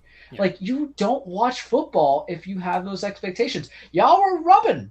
Yeah. I was about to say something very obscene right now, so I'm not going to do it. But y'all were licking the taint of the Colts earlier this season as being the team to beat in the AFC South. So what? Just because they beat your critical darling of the Chiefs after 3 games out when they weren't doing so well, now you're going to play shocked? Now you're going to blame Eric Bieniemy? Now you're going to create this false narrative and drama about, they missed Tyreek. Oh, Bieniemy and Mahomes are fighting. Oh, Andy Reid's getting too old. Shut the hell up. It's already too magnified. Like, Kansas City's gonna be fine. Right? The team they always have like a game like this, anyways. They have. You lost by 3. Yeah. Your quarterback didn't throw 5 picks in a game like Joe Burrow did. Yeah. You're on the road. The reason why you lost is because you couldn't kick the ball because your kicker is injured. How often have you seen kicker is injured? Not that often. Take the facts. Don't take your opinions. Alrighty. So that was Casey. This is a sports show, Francis. Yeah. So I'm shocked. I mean, we might as well keep going on this AFC South, AFC West train. The Jaguars beat the Chargers. Good. Because I'm not saying I don't love me some Justin Herbert. But that's another one where if I was just talking about not putting 2 in the game, Herbert was not in the game. I have never had a rib injury. I could barely deal with just my busted hands and my busted knees from years of working out. Herbert has a rib contusion, cartilage busted out. And I understand that your backup is Chase Daniel, and that could be very concerning. Why are you going to risk more time off for your guy than just because of something that can get medical leave instead of, it doesn't have a justified reason for being out for like the 5 weeks the way Dak is. So you deserved to lose. And they were a whole bunch of injuries over there in Los Angeles. Keenan Allen was out. A few other people were out. And I get that. But this is also a good win for Jacksonville because they're 2-1. Okay, we're not even a quarter way through, kids. I'm not going to worry about it. There's obvious weaknesses I already told you guys last week of how I felt on this team. But what this should tell you, the reason why you should root for the Jaguars to a degree is because this proves that they were right to hire the right guy in Doug Peterson. Yeah. Where everybody looks competent, everybody looks happy, everybody looks like they understood the assignment. Yeah. This is what you want in football, though, for a poverty-stricken franchise. Yeah. I mean, he's probably in like the best situation for himself. Right, he's got a Super Bowl ring. Great. Yeah. He's out of Philly, so he doesn't have that microscope. He just kind of coast for now. The Cons are not going to just fire him. They're not going to CM Punk him. After what, the Urban Meyer experience, that ain't going to happen, the CM Punk thing. I actually understand this now. And it all works. See? It all comes back to wrestling, as you always say. Anyways, yeah, so... I mean, it was a good win for Jacksonville. I was happy for them, to be honest. That was Lawrence's first actual real win. So it was good. It was fun. Okay, So hold on, let's see what's on the scoreboard here. We got the Panthers beat the Saints. Eh. You know, but that's another thing. Jameis is hurt. He has 4 fractured vertebrae in his back. Like I've seen the old takes exposed thing where like they were saying, "Oh, Jameis might win this." One guy said Jameis might win the MVP. I'm just like, all right, that guy was high. But I feel bad for Jameis. I literally have hurt my back. I'm like recovering from the last couple of months. That's why I've been going back on getting like the massages twice a month. Why? I understand he's a big boy. I understand he's tough. I understand that it's very tough to say no to a big ass contract. But holy shit, man. You can't put Andy Dalton in for one game? Yeah. Just one game? He's serviceable. Jesus. Against the Carolina Panthers? Yes. Very serviceable. Yeah. Right? Christian McCaffrey got 100 yards. Exactly. He'll get you a victory. It's not impossible for him to do. He did it in Dallas. Is this really showing how like average a quarterback Baker is? Yeah. Or is this just showing that Matt Rule doesn't know how to coach? I don't know how to take it. It's a little bit of both, to be honest. But I think it's a little bit of both, really. And I don't know, maybe Baker's kind of in a weird thing. I don't know if he's still kind of injured too. Who knows? And he's got to find his way. Honestly, this is a transition year for him, so I'm not going to be too harsh on him. But the problem is you're in a transition year when you're up for contract as well. I know. And honestly, that's very hard. Yeah, but he's in a situation where he can kind of flourish if he does like start, getting his groove back. Honestly, he's just got to get his mojo back. That's all it is. And it's hard. I mean, it's kind of sort of. I mean, in that division, they're not gonna like Tampa Bay is the default winner of that division, anyways. Very true. So. But they did lose. I know. Let's freak out about one game where both your starting receivers are injured. Yeah, well. And you have to sign Cole Beasley, who's so afraid to get one needle jab. I covered like 5,000 times. Oh, let's see. All right, so Carolina, Baltimore beat New England. Good. So listen, I'm gonna say, man, I feel like I'm very defensive today, so forgive me. Y'all should not be like laughing at how sad Mac Jones looked.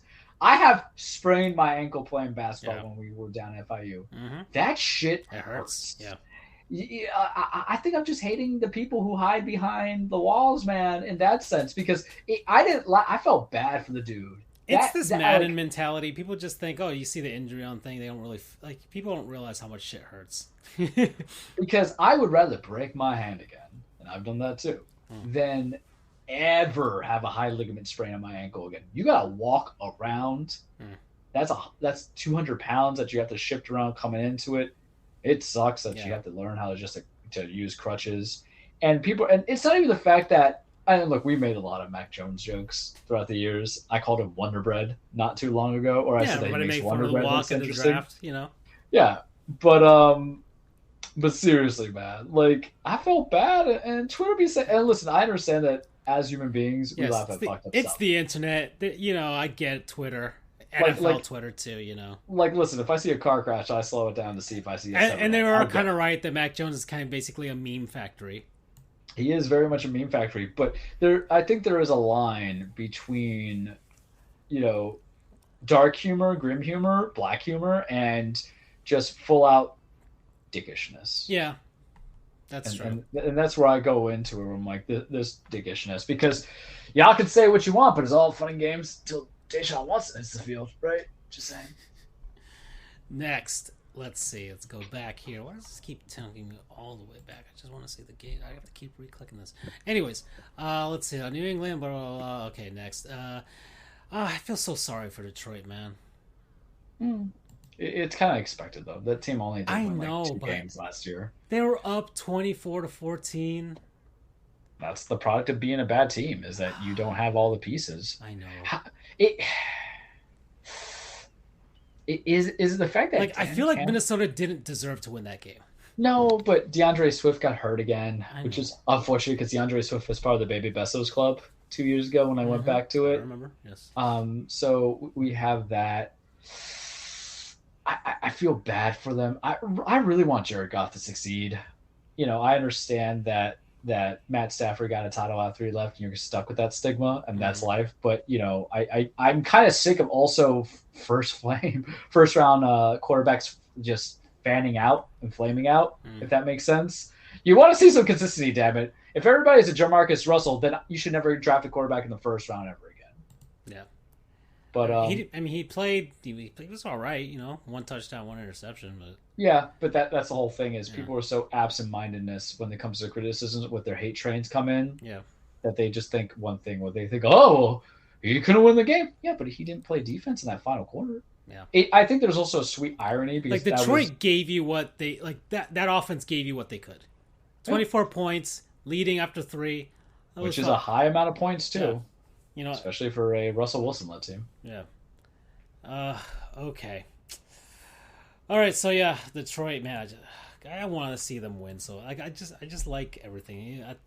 Dan Campbell, everything about them is just so likable. But they're lovable losers. They really are. You know what's weird? I called him a Chad last year when he was talking about eating at the kneecaps. But when that first game, I was like, I saw all I need to see last week, or no, like 2 weeks ago. I was like, all right.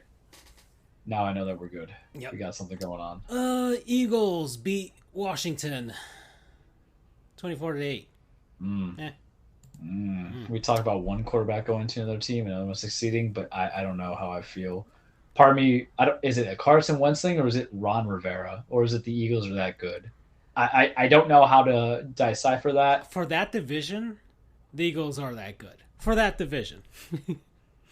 Given the state of the division, the Eagles are that good. I feel. I mean, they've got the momentum going for them.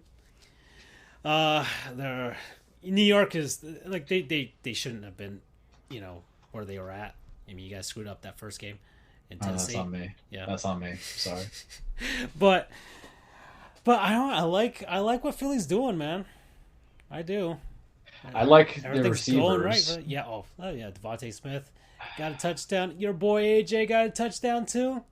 I know. I just miss him so much. Yeah, I know. So very nice, 169 yards for Devontae. Jalen 340 for 3 touchdowns. Got to be concerned of how often he runs, right? I mean, Washington's just bad. I mean, they're just terrible. Yeah, they're just a terrible team. So I mean, I don't know how much you can fault Ron Rivera for that. But it's Dan Snyder, so Wentz. Yeah. Well, Carson Wentz is just remember that meme where like, this one Carson Wentz is just responsible for everything. That's what it is. He lets all the bad things. He threw, let's see, 211 yards, no touchdowns, no interceptions. I mean, but he can't move offense. It's the same thing as last year. But, like Mount St. Helens, when that exploded, nice. Carson Wentz did it. Yeah. Okay, so that was Dan Snyder team. So fuck him. Yeah, exactly. Okay, let's see. So I'll talk about that. The Bears beat the Texans. Is Justin Fields good? Like, this is tough because they have no receivers whatsoever. But he's making me think I can throw the ball better than him. I mean, this could be one of those seasons. Because remember, I've said this before. The Bears always have every 5 or 6 years have a season where they have a mediocre quarterback, but on the backs of their defense are able to win that division. And make Which is it feels like that's every Bears season, bro. Yeah.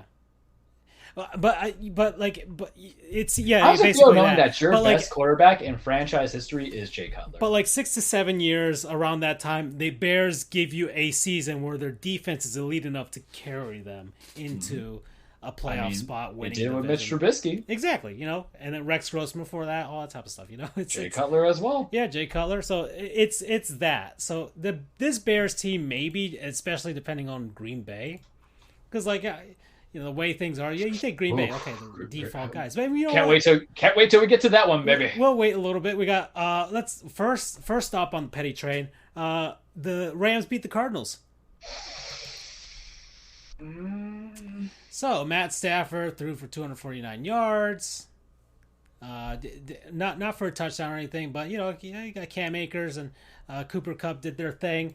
Kyler throwing for a very empty amount of 314 yards. A very empty calories, you would say. Really, right? This felt like empty calories, the game. That's what I always tell people. You know, garbage time, right? The Call of Duty beta came out, so that second half. He's got Marquise Brown, Mm-hmm. right? I was supposed to be the big turnaround. AJ Yep. Green was hanging out in there. Yep. Their kicker, did the thing. He scored all Yeah. the points. So It was like in the last 2 minutes or the last quarter where everything had to come around because Kyler once again could not initiate any offense. Are they 0-3 now too? no, they're 1-2. Remember, they got that one victory. Oh yeah, Oakland, because that's Oakland though. Yeah, it's the Raiders. It's almost like a non-starter. Yeah. You know how bad the Raiders are. We're still referring to them as the Oakland Raiders. Yeah, well, you know what? Look, you've been in Oakland longer than I've been, than in Vegas. So the math is going to be telling me that I'm going to refer you as Oakland. Yeah, so the Cardinals, they're just empty calories. The game, it was just like he put up numbers for nothing, really. Which has been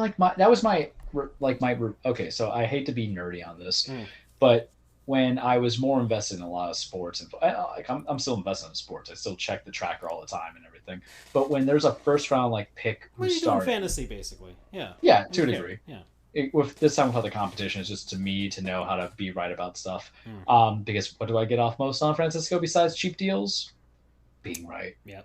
I was going to go somewhere with something and then I lost my train of thought for a second. But so I remember when Kyler had first started and I was seeing his stat lines, it was very similar to those stat lines that you read, that they come up as a whole. They look impressive. 300 yards, 400 yards, a lot of rushing yards, passing as well. And then you realize per quarter breakdown, they are just atrocious. They are just ass. And when I say ass, I mean real ass, not a good ass, but a bad ass, in that sense. So you would look into it and you'd be like, what the hell is this? And then people just kept selling on the guy. And I do the same thing with a lot of first rounds. And I'll do that with a quarterback because the idea is that only the last 5-10 years have they gone to start a first round quarterback with no experience in the pro game at all lately to build into it. And so I take big note into that. Running backs is whatever. Same thing with receivers. You just kind of know. But I was like, all right, because Lamar didn't go immediately when he started out, but Kyler injected immediately. Couldn't even be worse enough to start Josh Rosen. And in that first season, I think they went 6-10. So you're telling me you couldn't have put Josh Rosen in that very beginning to start out until Kyler got seasoned? So he just doesn't do it for me. I'm not crazy about it. And these games, now that people figure out his scheme more, his O-line's really bad, and his defense doesn't help him. So if you're paying money to guys, sometimes too what you want to know is how they can do playing catch up. And it's kind of tough because it's an unfair sport where we put a lot of blame on one person because he can't catch the ball either. He can't block. He can't do all this. But I'm just not a Kyler guy. And the only way I'm going to become a Kyler guy. He doesn't inspire you. Yeah, the only way I'll become a Kyler guy is the same way how I'll become an Aaron Rodgers guy, where now you have to win the big one. Plain and simple. Let's see. Atlanta beat Seattle. Good for Mariota. Even though it was against a team that is not structurally... Rebuilding. Yeah. Is that even the word, rebuilding? Kind of half-assing it. I don't know. I don't see Seattle as... They're not going to do anything this year. Yeah. Yeah, it's a weird transition period, but they got the one win that they needed to get. I guess so. Yeah, they did. Speaking of that, Denver and San Francisco. Jimmy G. Probably the worst game of the year so far. It might be the worst game of this season when we look back on it. Jimmy G.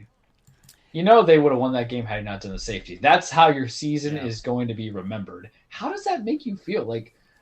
Someone give him the call so he doesn't jump off the bridge because, man... He's too handsome. He can't. He's very handsome. He's muy guapo. There's no way people will let him do that. Well, this hurts me because I'm a Jimmy G defender. Yeah. I'm a Jimmy G defender. I said they were going to go to the Super Bowl last year. They still might now. I haven't made those determinations, but it doesn't help. And mind you, Trent Williams went down, and if Trent Williams went down, that's their starting left tackle. That's your $100 million man. There are some things about him that matter, and you don't have your starting guy. That's going to hurt you. But that safety, that awareness, and of course Dan Orlovsky. And I got problems with Dan Orlovsky being a big commentator. I was so happy because he was the other guy who did the safety, right? They came out. Jimmy G hurted me. Jimmy G heard me, and I don't know. I can't tell you what's I happening. can't say that's. I mean, I can't say that's like a damning thing. It's just that. Yeah, I think it's just because the conference that he's in, each game matters so much. But they got lucky. They got lucky that was it like I mean Arizona's not great, so they got that. And they were in this position last year where they kind of didn't start off too great and then just kind of got hot at the end. Yeah, so true. They made it to the championship game anyways. So it's not like I can't say once again I can't say it's damning for San Francisco and that they can't come back from this. Yeah, but this is what your season is. Yeah. The season has not started well for them because you get Trey Lance and then you lose to the Bears and he breaks his ankle. And you lose any ground on Los Angeles and it's like, okay. Yeah, well, think about it. It's the comedy game because you lost to the Bears. And then Trey Lance breaks his ankle. So I don't know. I still feel like that Bears game, with all that rain, it's just kind of like a weird thing. But look what happened. You in theory should have been 2-1, and you end up being 1-2. Yeah. And it's a game that you had no excuse to lose because it wasn't like as if a guy lost his assignment and got blown in coverage. Yeah. As a corner, it was literally like if you just didn't take 2 steps further out and you just toss the ball away, that's it. Yeah. Like the Bears game, I kind of like it's literally a wash, literally and figuratively a wash. But yeah, this game is a missed opportunity. Yeah. Okay, the Cowboys beat the Giants. Didn't watch that. So, but Daniel Jones, fraudulent. Nobody believed in this. Believe me, nobody believed in the Giants team. So, my buddy Ross, who is a Giants fan, was all hyped up to it, and he had that victory on me, and it hurt. I almost told him I hope his daughter doesn't get to a private school, but I wasn't that mean. All right, and then finally, the Packers and the Bucks. Mention of it, So, I like the memes coming into it. With the loser has to call their family. Yeah, loser has to call their family. But here's the thing, though. One of them has a family to go home to. Oof. That hurt. I don't know their business. That was even tough for me. Yeah. Yeah. Oh boy. I don't care for Aaron Rodgers. The last year and a half has really shown, the either die a hero or live yourself long enough to be a villain. Yeah. Coming into it.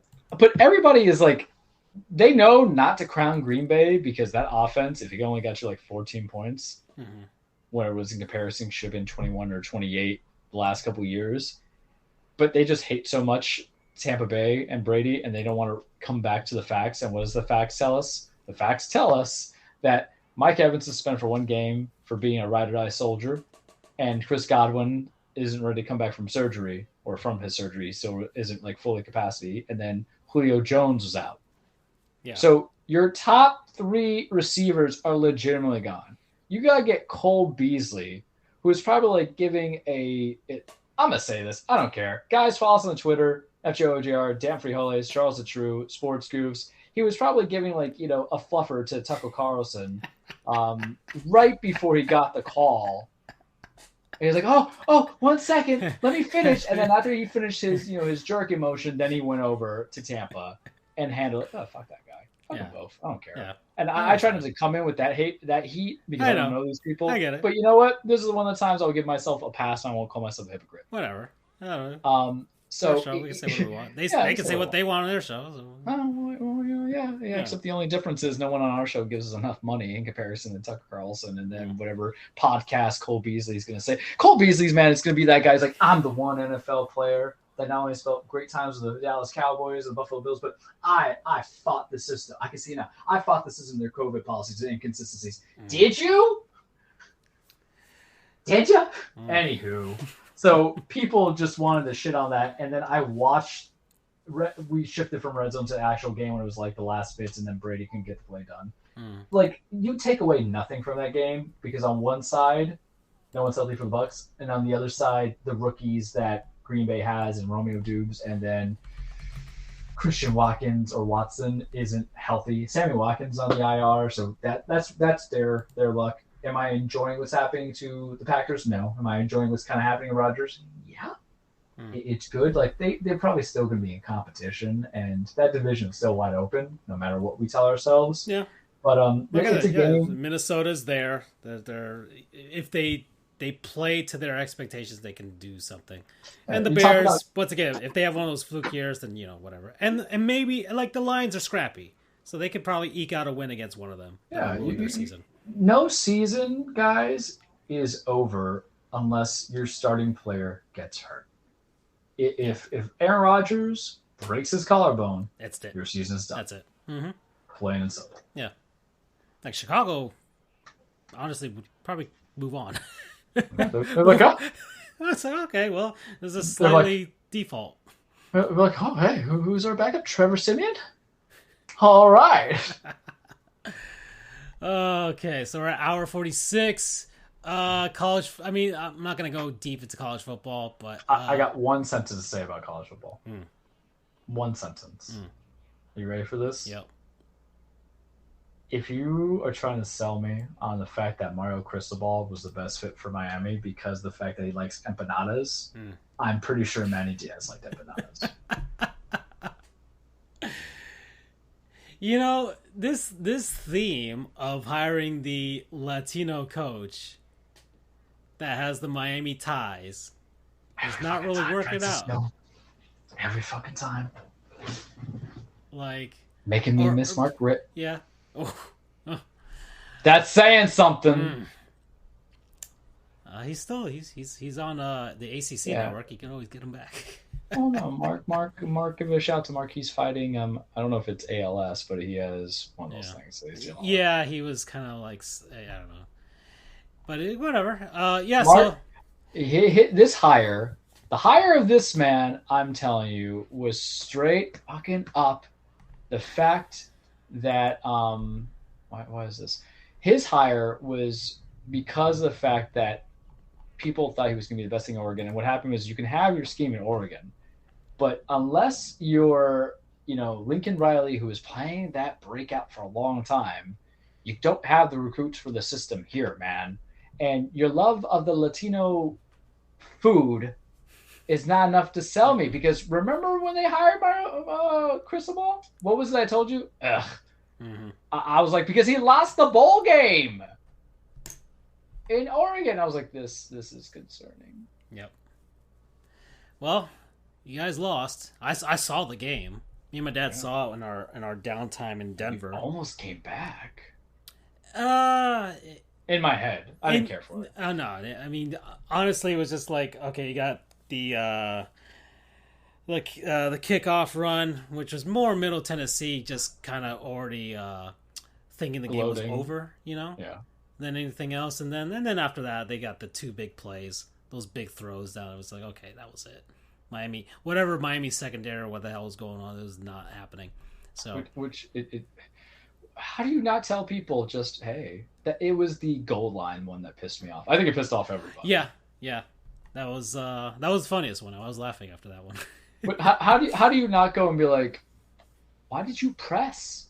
Why did you press, Mario Cristobal? Did you underestimate your? I felt like one sentence became like a diatribe. He hasn't pressed me much. I'm Shania Twain this shit. Oh, so you coach at Oregon? That don't impress me much.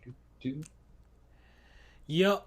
Andrew's happy UCF won, so they're gonna beat Georgia Tech. So because they keep losing, so that's why he's happy. And let's see, nobody cares about FIU.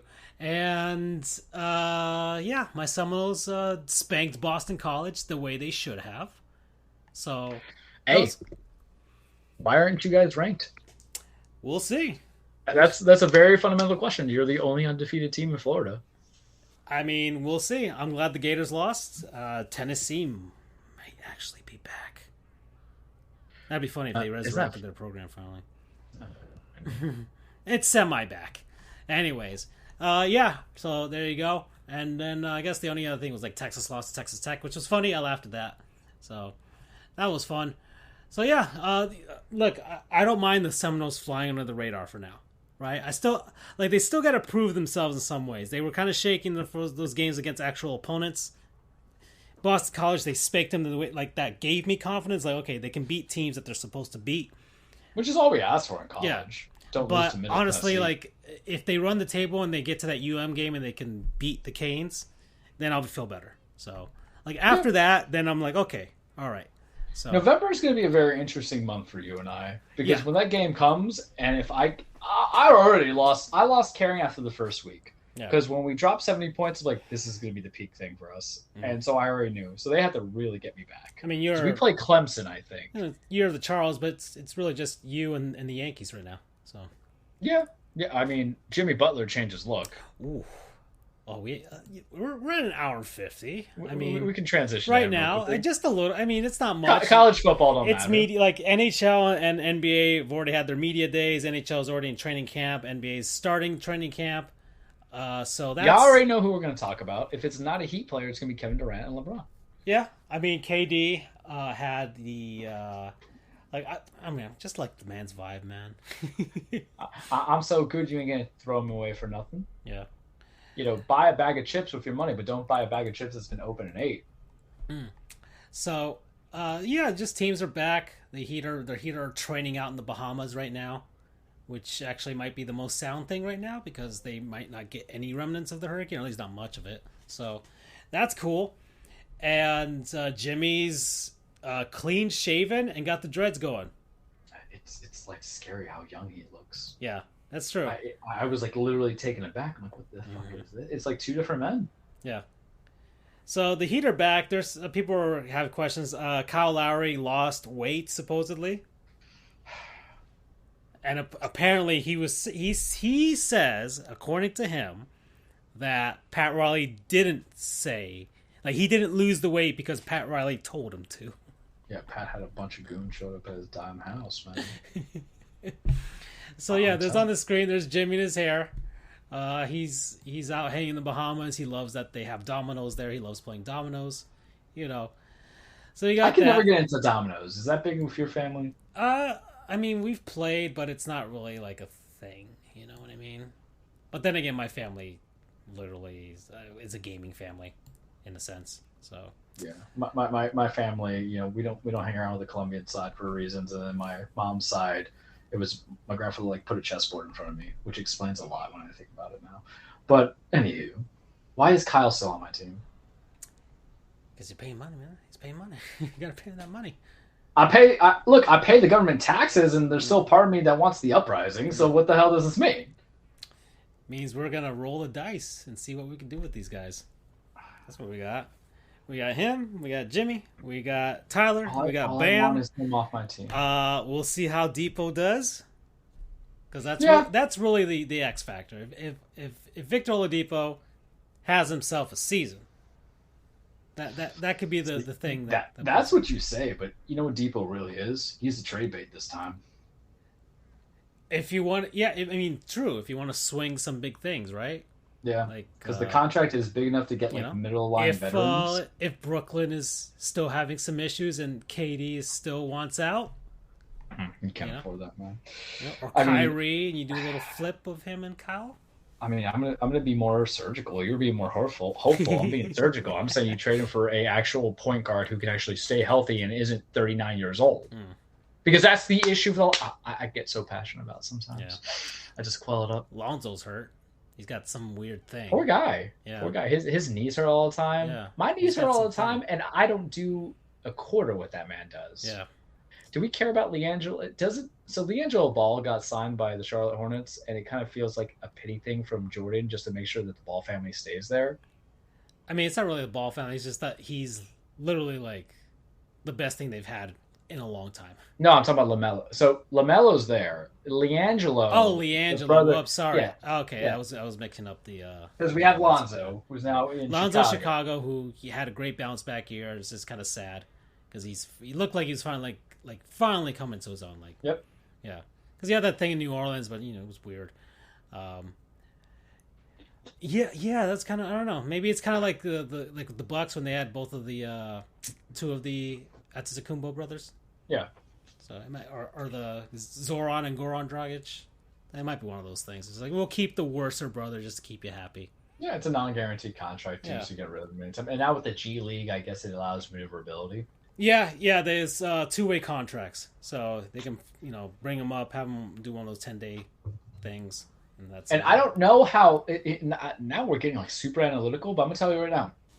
You put Lonzo, and you put LaMelo in front of me and you put a mask over their face and I can't see the mask, their play style is so accurate and so similar that I want to know what LiAngelo is missing that he couldn't like keep that same standard of production. Yeah.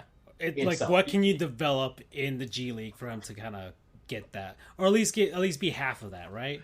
Because they're both coming off the bench that could really work out, right? Maybe. I mean, like Lonzo and LaMelo are both assist-friendly passing point guards who, LaMelo's a little bit of a better scorer, obviously, but Lonzo has improved a little bit just because he's not taking stupid shots. Yeah.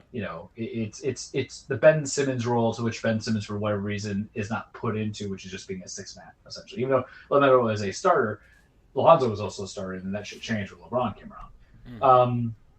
Yes, so Jimmy, KD, Lonzo, poor Lonzo on his knees. I got nothing else so far on NBA.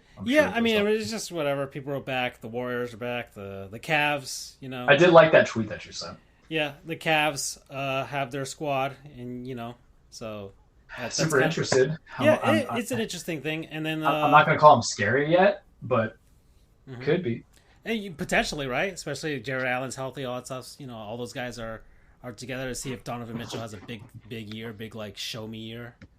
So that could be a thing. And then yeah, I mean, there's not really much else. You got frickin' Phoenix and their owner, and then you got the fallout in Boston. Oh, well, wow! I like how we literally skipped over the two biggest ones. Yeah, like we don't care because it's expected. Everybody's talked about it, But we haven't talked about the real thing that matters in Phoenix. Chris Paul can get any owner got. Man's a harbinger of doom. Never bring him to Miami. That's why he's the president. That's why he's the president of the Players Association. Motherfucking Tony Soprano of basketball over here. Yeah, moving and shaking things. I mean, it ain't a bad thing. No, of course not. Listen, I'm all for this. Yeah, I just find this because the Donald Sterling stuff was evident racism. The Sarver thing was just very aloof billionaire, at least the very small parts of it that I read, because there were parts where we just asked people if they shaved their privates and everything like that. I'm like, what the fuck is this? It's just like this is just water cooler talk. I'm gonna say no, I'm not gonna say that in the air. There's some times where there's no Andrew, but I'm like, no, I'm gonna ease up on it. Right. Where there's some things where even in your head you're like, I would cancel myself. I'll say it over after the show's done, and then you'll tell me if it's appropriate or not. And so, like the Sarver stuff, and that's good because he's not just selling them, but he's also selling the Mercury, and that's good for them too. I think the loss. It's good for the league. Yeah, it's good for both. He's gonna make a ton of money, so it's not like whatever. It's Phoenix, best so right golden parachute. So it's like the worst thing you do is tell a billionaire that hey, you have to sell your team so you can make more money. Exactly. Please. Exactly. Ime Odeka. They're about to get the he essentially got everything laid out. He's got a good team, and the property or the value of the team has gone up, and he just got Phoenix to approve renovation of their arena, which is going to basically make it brand new. So anybody who's going to buy them is going to pay big money for it. So here's my question. If that's what it took to get Sarver, what the hell do you have to get on Jerry Jones over in the NFL? Oh, no, Jerry Jones ain't even leaving? No, I know, but that's the crazy part of it. I understand it's two different leagues, so I'm just saying. And honestly, Jerry Jones ain't like, Dan Snyder. Yeah, I mean, like if you the pantheon of terrible NFL owners, and we haven't even gotten to the surprise thing that I wanted to do. All I'm saying is that Jerry Jones hasn't been investigated. Because it has something to do with Dan that. Snyder. It has something to do with that. Well, we should do it for the Andrew show. No, I need Andrew here because I need whatever. But anyways, we'll get into that. But Jerry Jones, as far as the pantheon of like terrible NFL owners, I mean the man wants to win. He spends money. Yes, he's evil behind the scenes, that type of stuff. Him and Robert Kraft. But like it's not like the incompetence of like Jimmy Haslam or Dan Snyder, freaking Browns owner. Whatever. Oh, Jimmy Haslam. I already said that. Or the McCaskies in Chicago. Like it's not the same. Or frickin' the Colts owner, Irsay and his coked up, whatever. So yeah, what was I? My comment on Udeka, and then we can end it. Is this? Yeah. People are kind of like I understand someone leaked the information about this man's personal life, and it bothered people because we have opened up as a society to which cheating is more acceptable. It wasn't a polyamorous relationship, it was cheating. We don't know all the facts, and people hate it and shit like that. And I've read certain things, but people are forgetting the fact that the fine is not a league fine. It's a suspension. It's a team imposed suspension. So company policy. Yeah, and the thing is, it's not so much of an extramarital affair. What and this is dangerous on the speculation, but someone probably obviously complained about the fact that they didn't want to proceed with certain things anymore, and that's what that's in organizational structure, because you and I can say we've worked for organizations and businesses, and I have a supervisory role, and so do you. So there's things that sometimes put together, but that was the one thing that was really bothering me, because I'm just gonna say this right now. Mass media in sports is very gender biased, and I found it super interesting how a lot of male media analysts for sports were very, very high protective of Udoka's rights and privacies and everything like that when women are as players or management ownerships. And the reason why it doesn't come out that often is because it's rare, because you guys limit their opportunities to succeed. Just you go, girl, right? But the whole thing is that we're very defensive of that, and I don't think you would have the same kind of defensive position if it was like Kim Yang in the Marlins had an affair with Jazz Chisholm. That, hear me out. If you hear the whole stream, this is a hypothetical to prove a point. Nothing at all what I'm saying is a suspicion. I don't think the male culture in the media would be as protective of a man's privacy at home and everything like that. If anything, I think they would make bigger jokes about it's Jazz Chisholm, he's 23, he's a young handsome guy with great hair, probably a big old I can see it. And then people will make fun of Kim Ang's robbing the cradle and want to sell cougar, all that type of stuff. And so with Udoka, because the only person who was crazy about it was, and I forgot his name, Matt Barnes, which is damn, I didn't know it was that crazy like that. Matt Barnes has done some things, Yeah, so that's the thing that I'm just very, very much in line on, because to me, in my mindset, man, what the difference between that is, because people don't understand the power struggle. If you had a male coach having a relationship with a female player in the WNBA, and that's when we'll say that's the line, the outrage, because now we think player and management now, as opposed to somebody in office, general thing, because they took it away and said office. They don't understand power of influence, pressure, things of that nature.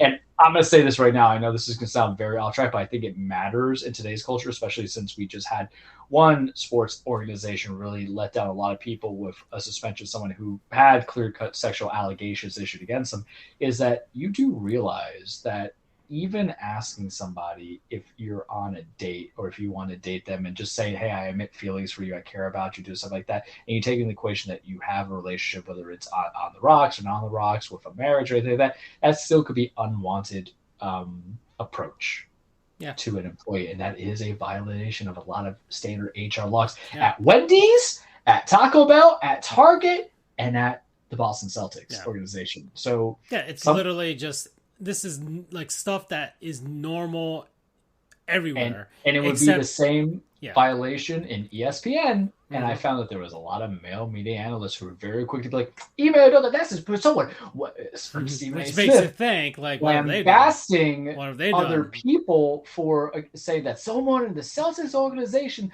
leaked this up. No, someone in the Celtics organization didn't leak this out, because this is where you're hypocritical. Because let's say if you got noticed out of nowhere that Ime Udoka got suspended for an entire season for conduct detrimental to the team's policies, you're going to try to figure out and get the scoop what it is. Yeah. So don't give me that bull-faced lie. Yeah. It wasn't a leak. You guys found it. You guys went searching for the information. And I just want to put that out there, because I don't tweet. Congratulations to the one thing I sent that got me for my every 5 months tweeting of something or commenting. Yeah. I don't even do that shit unless it's you guys.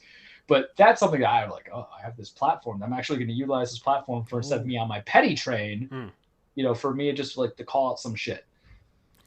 Yeah. Alrighty. So we're at 2 hours and 4 minutes. I mean, let's see what's up. You guys are beating the Blue Jays. No Judge home run, because he's not going to get one at all. Not yet. Let's see. The Marlins are actually beating the Mets. That's funny. And I don't care about the rest. All right, Charles. So let's do it. We already mentioned a little bit about CM Punk earlier on, but and you know what? It is going to be, as promised from last week to this week, it is going to be a AEW heavy specialty episode. So Welcome, everybody. Your weekly Truplex, a cage with Charles. Full disclaimer, wrestling is not fake. It's a stage fight. It is scripted. It is a song and dance. It is a ballet. It is men and women being the holy hell of each other, try to establish their legacy, chase championships, make me entertained. And I think I'll say this for every cage opening, is that this is like Dexter New Blood. This is, every spinoff of a TV show that you have, because I live in a life free of Vincent Kennedy McMahon. And I am free. I'll think of all the other spin-offs or TV shows or reboots that come into it. Without him, Dexter New Blood just came into my head for some reason because it kept the same cast of characters but different screenwriters and everything like that. I promise you, my pop culture ass will. This is House of the Dragon. It's okay. I haven't watched it yet. We're gonna go for this. Is God of War PS4, baby. You thought it was good on the PS2s 1 through 3 in Ascension. I got you now, baby. I got you on this stuff. So AEW. Do I want to do WWE? It's gonna be AEW centric, so let's make it about WWE. I'm liking it. I'm liking it. I purposely chose to watch Raw. I've been watching Sports Match. Yeah, the stuff on the group chat, man. You are liking everything that's going on. There's some things that can go stale. H. Yeah, Senor H, Daddy Senor H, Triple, Papa H. Triple H. Yeah, Triple H. There's some things that can go stale pretty quickly eventually if they don't come into it. Do I still think that there's some people that they need to shuffle around or reintroduce or take a moment to focus on storylines? Sure. That's the nature. Let me ask you this. Is the transition it's absolutely what I want it to be. Okay. I was going to say, is it up to your expectation or your standard, So it's more in line with, so remember, Triple H had NXT, as they call it, the NXT Black and Gold, before he got removed and Vince had to come in and do basically everything. Like the developmental league, right? Yeah, so. And so I saw the takeover pay-per-views, I saw the storylines there, so there was things that I liked about it already that I knew I was going to like, and a lot of that has kind of transitioned here because he brought back people to NXT, he brought up people for NXT, he got re-signed people to NXT. So there's things that are going to work for my liking. Other people, they might not, and I get that, but for me, this is what I need. But the biggest payoff, man, is that I'm actually watching the TV product when it's on. Yeah. And you're like live, not live tweeting, but like live posting. Yeah, live reactioning, yeah, I think is the way we would say it. Yeah. Because I don't have Fox, but the SmackDown stuff, I'm like looking at it because maybe this is where I'll start with it after I go from there. The Sami Zayn, Roman Reigns stuff is fantastic. We the ones, baby.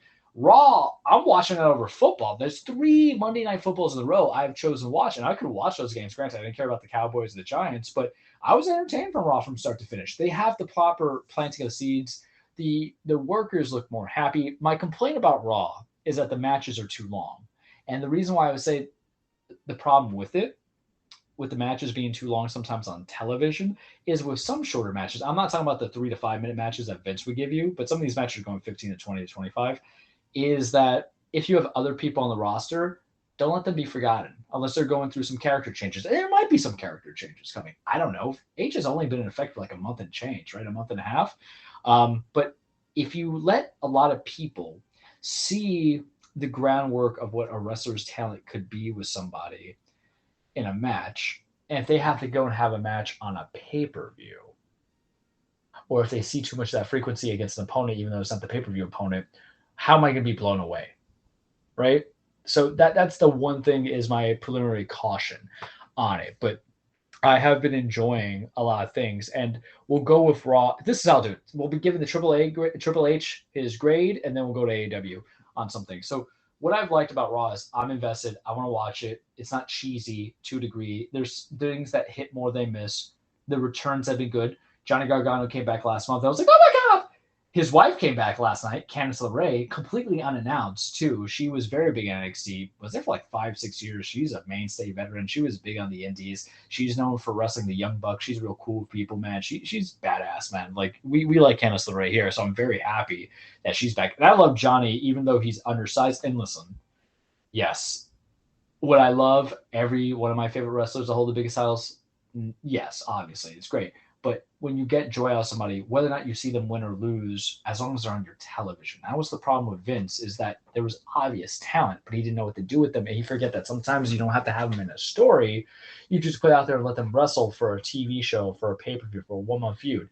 Johnny wouldn't have had that opportunity. Ciampa wouldn't have had that opportunity, even though Vince did call up Ciampa eventually, but he changed his schedule around. Loomis is out there. He's the one, the hockey that I sent you guys last night, that's chasing the Miz and stalking around. Yeah, with the Canucks. So no, that was Kevin Owens' the Canucks jersey. It was the whatever Edmonton's team, Oilers. The guy with the blonde hair. See, wrestling is everywhere. So it's getting good. You're getting invested in the emotional story. So Raw's been good by showing me the fighting product. It does miss having a world championship on that show, though, because as great as Bobby Lashley is as a U.S. champ, it still undersizes the fact that it's still a secondary belt. How do you say so, Charles? I say so because of the fact that it's not the main title. And even though Bobby and H, to a degree, has bought back the prestigiousness of a mid-card championship, the U.S. title, you still know that's not the superior title for that brand. That's on SmackDown, where Roman is the Universal Championship and everything of that nature, because he's the undisputed Universal WWE Championship. Say that 5 times fucking fast. I don't know when they're going to drop those titles. We thought Drew was going to win Clash of Kings. Going to SmackDown, my greatest Triple H is that the stories are just good for me, man. Like, I am engaged, I am laughing, I'm invested, because they're playing the long game instead of the short fix. And I felt like Vince did a lot of the short fix. The Sami Zayn Usos Bloodline storyline is fantastic. For those who have not been, following me and everything that's going on, the Bloodline consists of Roman Reigns, your undisputed Universal WWE Championship, the Usos, who are the undisputed WWE Tag Team Champions, Jimmy and Jey Uso, and then Solo Sikoa is the brother of the Usos, cousin Roman Reigns, who helped Roman retain his title at Clash at the Champions. Or Clash of the Castle. He was at NXT and he got called up. He had won the North American Championship, dropped it, was vacated, and going from there. And they have Paul Heyman, who is their wise man. They're the ones, the bloodline. They've been dominant. Roman's had a 2-year plus reign as the top champion. All the stuff that kind of came in. And just when you thought it was really going to get stale, because I was ready for Drew to drop, or not Drew, but I was ready for Drew to win the title off of Roman, won them at least. Then they infused Sami Zayn, because Roman's whole gimmick is being the tribal chief. Acknowledge me. That's why when we play Splatoon and we're dirty and we mess them up, I'll send you the acknowledgement gifts, or the Usos where they raise the finger in the air as the tag teams, because we let them know that we're the ones. But then they infused Sami Zayn, who, the best way I could describe him, if you ever watch Recess, he's the Randall, the redhead, the sneak. He's the master manipulator. He was one of the best baby faces in NXT. He was El Generico in his indie days, and his backstory was like he was a lucha libre wrestler who, when he retired, he went to go save kids in the orphanage or something of that ilk. So it was a Arabic Canadian who had a lucha libre name and wore a mask. It's just great. Wrestling is just an enjoyment for me. So Sammy and his ridiculousness, if we remember where he was earlier this year, he gave us the WrestleMania match versus Johnny Knoxville of Jackass, which was actually great entertainment, and he lost, and he spiraled into it where Roman asked for one thing: acknowledgement. He wants you to acknowledge him as your tribal chief. Sammy, seeing a play-in, went to go get the acknowledgement, or went to acknowledge Roman and get the help from the bloodline. But now it has come into it where he's just invested in that family, because it's a Samoan bloodline. The same bloodline of, Rikishi was in there. I've got the image on the screen here with the 4 brothers. Okay, yeah, I love it so much. It is so messy because we're invested in Sammy now. And last Friday, I watched that fucking Twitter clip at least 10 times where Roman's like, take that shirt off. Because Jey Uso has been beefing hard with Sammy. Jimmy likes him. Roman likes him, all that stuff.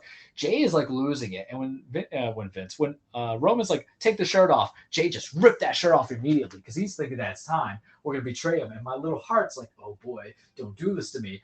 And then he's like, you're never going to wear one of our bloodline shirts because I made you your own. And now it says honorary Us, because that's the whole thing. So it's like Us, so they're going into it. And I'm like, and the way Sammy was happy, the way the crowd was reacting, everything like that, it's going to hurt like a mother, man, when they finally betray him. Because now he's in full belief as he's representing the Us name. He's going out there. He's doing it for his boys. It's like being the one white guy invited to the cookout. You're coming in, man.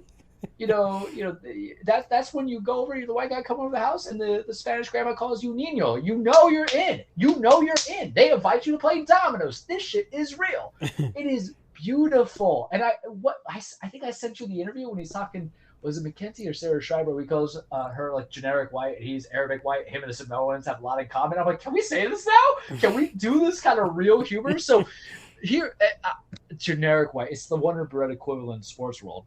So when we go on a SmackDown, it's the stories that I'm really invested in. Of course, also I got men meat slapping meat with Gunther as my Intercontinental Champion. Whew, golly, boy, that's great. So I'm liking SmackDown, and what I'm liking from Triple H, because I've seen 2 produced pay-per-views from him. SummerSlam, which still had some residuals of Vince there, you could tell from the stories that brought him, which was fine. I thought it was above average. It was okay. I didn't hate it, but I absolutely love Clash at the Castle. I gave that like an A-. It was great because of the Gunther Sheamus match, but everything else really worked in well. And I'm looking at Extreme Rules, and that's in a couple of weeks. That's a week from Sunday. And next show is when it'll be the WWE centric one, because I'll do my wrestling predictions. But dude, that entire card, the thing about Extreme Rules is that each match ought to have an extreme stipulation, like no DQ or whatever. And in the last couple of years, Vince didn't do that. He only did to one. It's like having a pay-per-view, like when they called it TLC, Tables on Chairs, but they did one match. Every match, man, that's coming up for this Extreme Rules pay-per-view has a stipulation. Edge and Finn are going to do an I Quit match. There's a ladder match between Bianca and Bayley. There is going to be a strap match between Karrion Kross and Drew McIntyre, which I actually think can be hella good. Vince didn't give me what I wanted. Vince told me what was good for me, like a parent. And sometimes it was bad for me, and I hated it, and I didn't want to take the Robitussin, Mom, because it tasted yucky. You didn't have to hit me with a broom when I was 5 years old in New York. Love my mommy. Hi, Mom. And then sometimes Vince knew what was good for me and gave me stuff that I liked, such as Festival of Friendship. And I'm not going to compare the Attitude Era. I'm beyond that now. To evolve in life, you can bring with you the past that you want to bring with you if it's a good fit. But if you don't allow the present to be around, you're going to both love the past and you're going to hate the past. That's how I feel about people who always compare things back to the Attitude Era. You want to watch the Attitude Era? Go watch Peacock, right? Because the problem is sometimes there's still wrestlers from the Attitude Era and the Ruthless Aggression Era still around. There is. Wrestlers have a long longevity. Rey Mysterio's still kicking it, right? He's in the story of Dominic. Hunter is just giving me straight up what I want without insulting my intelligence yet. He will eventually. Like, NXT became a stale product eventually at some point. That's why they had to move it from Wednesdays to Tuesdays. They lost to AEW on that aspect. But damn it, man, I'm happy for it because I can look at all the opportunities. So we're not going to objectify every woman that comes in. And we're not going to have racist stereotypes. We're not always going to group up every black wrestler together. We're not going to group up every, Arabic wrestler together, because that's what Vince does. And you wonder, like, there was a team named Crime Time. And mind you, I think everybody should team up who they want to team up with. In that sense, if you're a stable, if you're a tag team, if you're creatively put in together. Yeah, we got chemistry. Yeah. You have chemistry, but it really felt purposeful. And, you're not going to get stupid things where they get caught up from NXT and then Vince shortens their names. I'll give you an example. Austin Theory is a wrestler, and for a while, Vince just calls him Theory. Vince had him labeled as Theory, identified as Theory. His merchandise wasn't a Theory, not Austin Theory. Why are we getting rid of first names? Everybody's got a first name, right? Everybody's got a first name and a last name. I think there could be marketability, and the ratings have been good. I mean, they've struggled a little bit on Raw with Monday Night Football, but that's expected, right? But here's the thing about Monday Night Football. You got it 4 or 5 months of the year. Build your product, build your consistency. You can have something for the other 8-9 months that you put on. SmackDown hit good numbers, man. Like, the demo was hit well, and they had 2.5 million viewers, and a high percentage was the demos. So SmackDown is giving me the stories, Raw is giving me the wrestling, the pay-per-views are good, and I want to watch more. And that's how you kind of get people. And damn it, man, when Roman and the Bloodline betray Sammy, I'm gonna lose it. Oh no, I've never been kicked out of a group before. This is vicariously living. So that's where we're at with WWE right now. NXT, I don't care about it. Like, Hunter and Sean are going to have to do a lot to make me invested, and I think it's going to take some time to get there. But that's the problem too, is that there's so much wrestling that you want to only focus your attention. Like, there's a lot of football games, but Twitter and YouTube are my red zones. What do I actually want to watch? Do I want to watch the Thursday night game, the Sunday night game, or the Monday night game? That's how you have to view wrestling right now. Shifting over, I feel like there's some stuff I should talk about in New Japan, but it's not important. I'll talk about it next week if it does come to fruition, because Hikuleo chose Tonga, and I have to explain some backstories and stuff like that. That's too long. AEW last week, because we have the consequences of being a TV show on a Tuesday when wrestling happens Tuesday, Wednesday, and Friday, right? So that's a difficulty. The Monday stuff I can always talk to you guys about. So AEW had their kind of like TV pay-per-view special. That's why I call them AEW Grand Slam, that continued from Wednesday on Dynamite on TBS, and then Friday on TNT. Confuses me too. I understand. I watched a good portion of it. I was at the gym. I got complaints. I got grievances. You asked me what WWE has done to make me happy with Hunter. I'm going to talk to you about my problem with Tony Khan. First and foremost, I think I'm going to give a compliment to you, Tony Khan. Follow us on Twitter. I think he's been able to right the ship minorly since the CM Punk Elite debacle. Remember, people threw shit at each other, bit each other, all these other things coming in there where CM Punk had the press conference. Just a little reminder. Go listen to the other shows and podcasts to get the reminder there. The matches that are out there was Chris Jericho versus Claudio for the Ring of Honor Championship. Because remember, Tony bought Ring of Honor, so he has those titles defended there too. I don't think it's a good idea, but what do I know, right? We'll talk about that in a second. Acclaim versus Swerve in Our Glory. Those are the guys who are always doing the rapping stuff that have the great insults that I love so much. And I tell you guys to listen to it. Pac defending his AEW All-Atlantic Championship against Orange Cassidy. Women's Fatal 4-Way. Jon Moxley and Bryan Danielson to finally crown an AEW World Champion. And there was stuff on Rampage that I won't go too crazy on because it's not worth my time to talk about it. So let's start with first. So Chris Jericho versus Claudio. Claudio used to be Cesaro in WWE. One of the best wrestlers out there, no matter what the promotion is. He won the Ring of Honor Championship about a month or so ago, defended like 2-3 times. Chris Jericho last week says, Claudio, I want to challenge you for that Ring of Honor Championship because I've been a world champion 7 times. I want to be a world champion 8 times. I've never been Ring of Honor champion. Jericho has been a WWE champion, WWF champion multiple times, World Heavyweight champion. He was the first inaugural AEW champion. And now he says, Ring of Honor, let me get that title, go from there. So I'm like, no effing way Chris Jericho wins this, right? This is just to help give Claudio the rub of being the world champion for that promotion, even though he's a dual contract for AEW and Ring of Honor. I'm like, no way. That's just going to be there to give him the rub and also get the prestige of the title a little bit of rub, because right now you're defending a title that doesn't have a show to go on a weekly basis and stuff like that.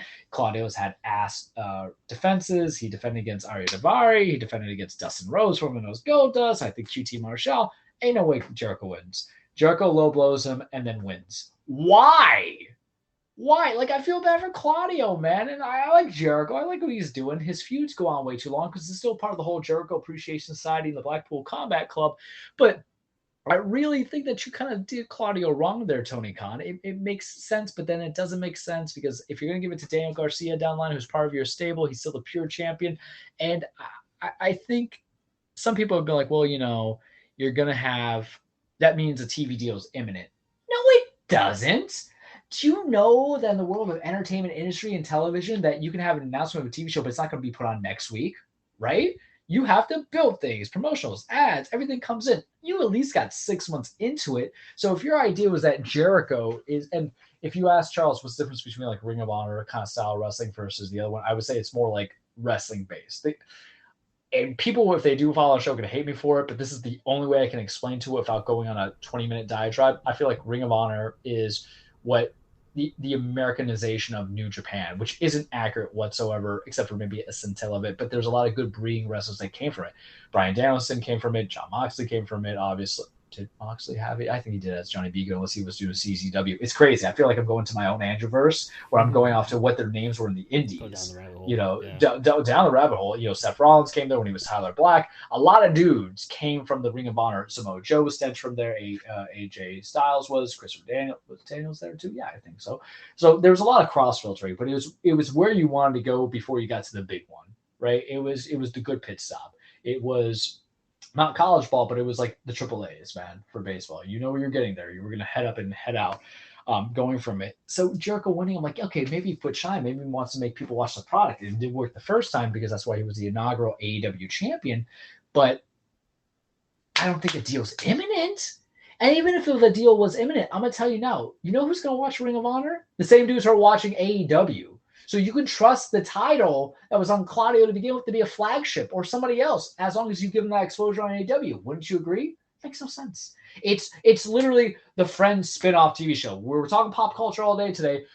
Y'all chose Joey because we all like Joey, so we went with Joey. But Joey got canceled. What you should have done is go with Frasier the way that you did with Cheers. Claudio is your Fraser Crane, damn it. And not because they're both balding, but because of the fact that you went with the one that was the most interesting, that didn't have all the touch points of everybody else, of Sam and Diane and all that other shit.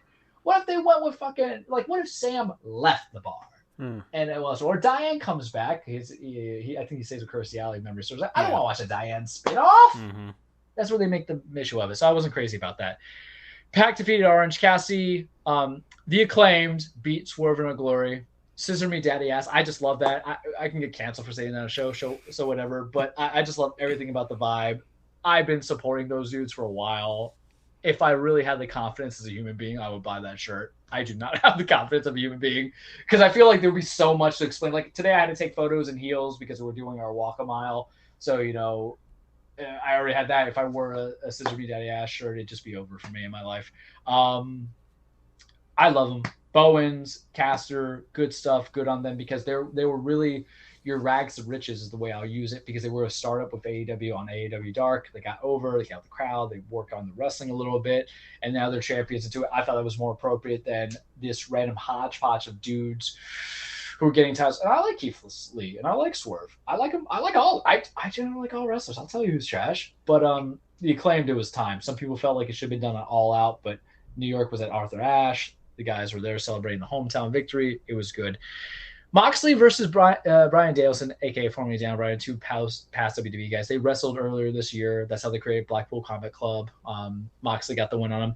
This was to finally crown an AEW World Champion because remember it was Punk got hurt, then there was an interim, then we're gonna do a title eliminator, and then Moxley won it, the interim, beat Punk to become the AEW champion, and then the Power of Chicago, Murder Capital USA, gives Punk power, and then Punk beats Moxley at the last pay-per-view, and then Punk got hurt, and of course he got suspended. So now here we go.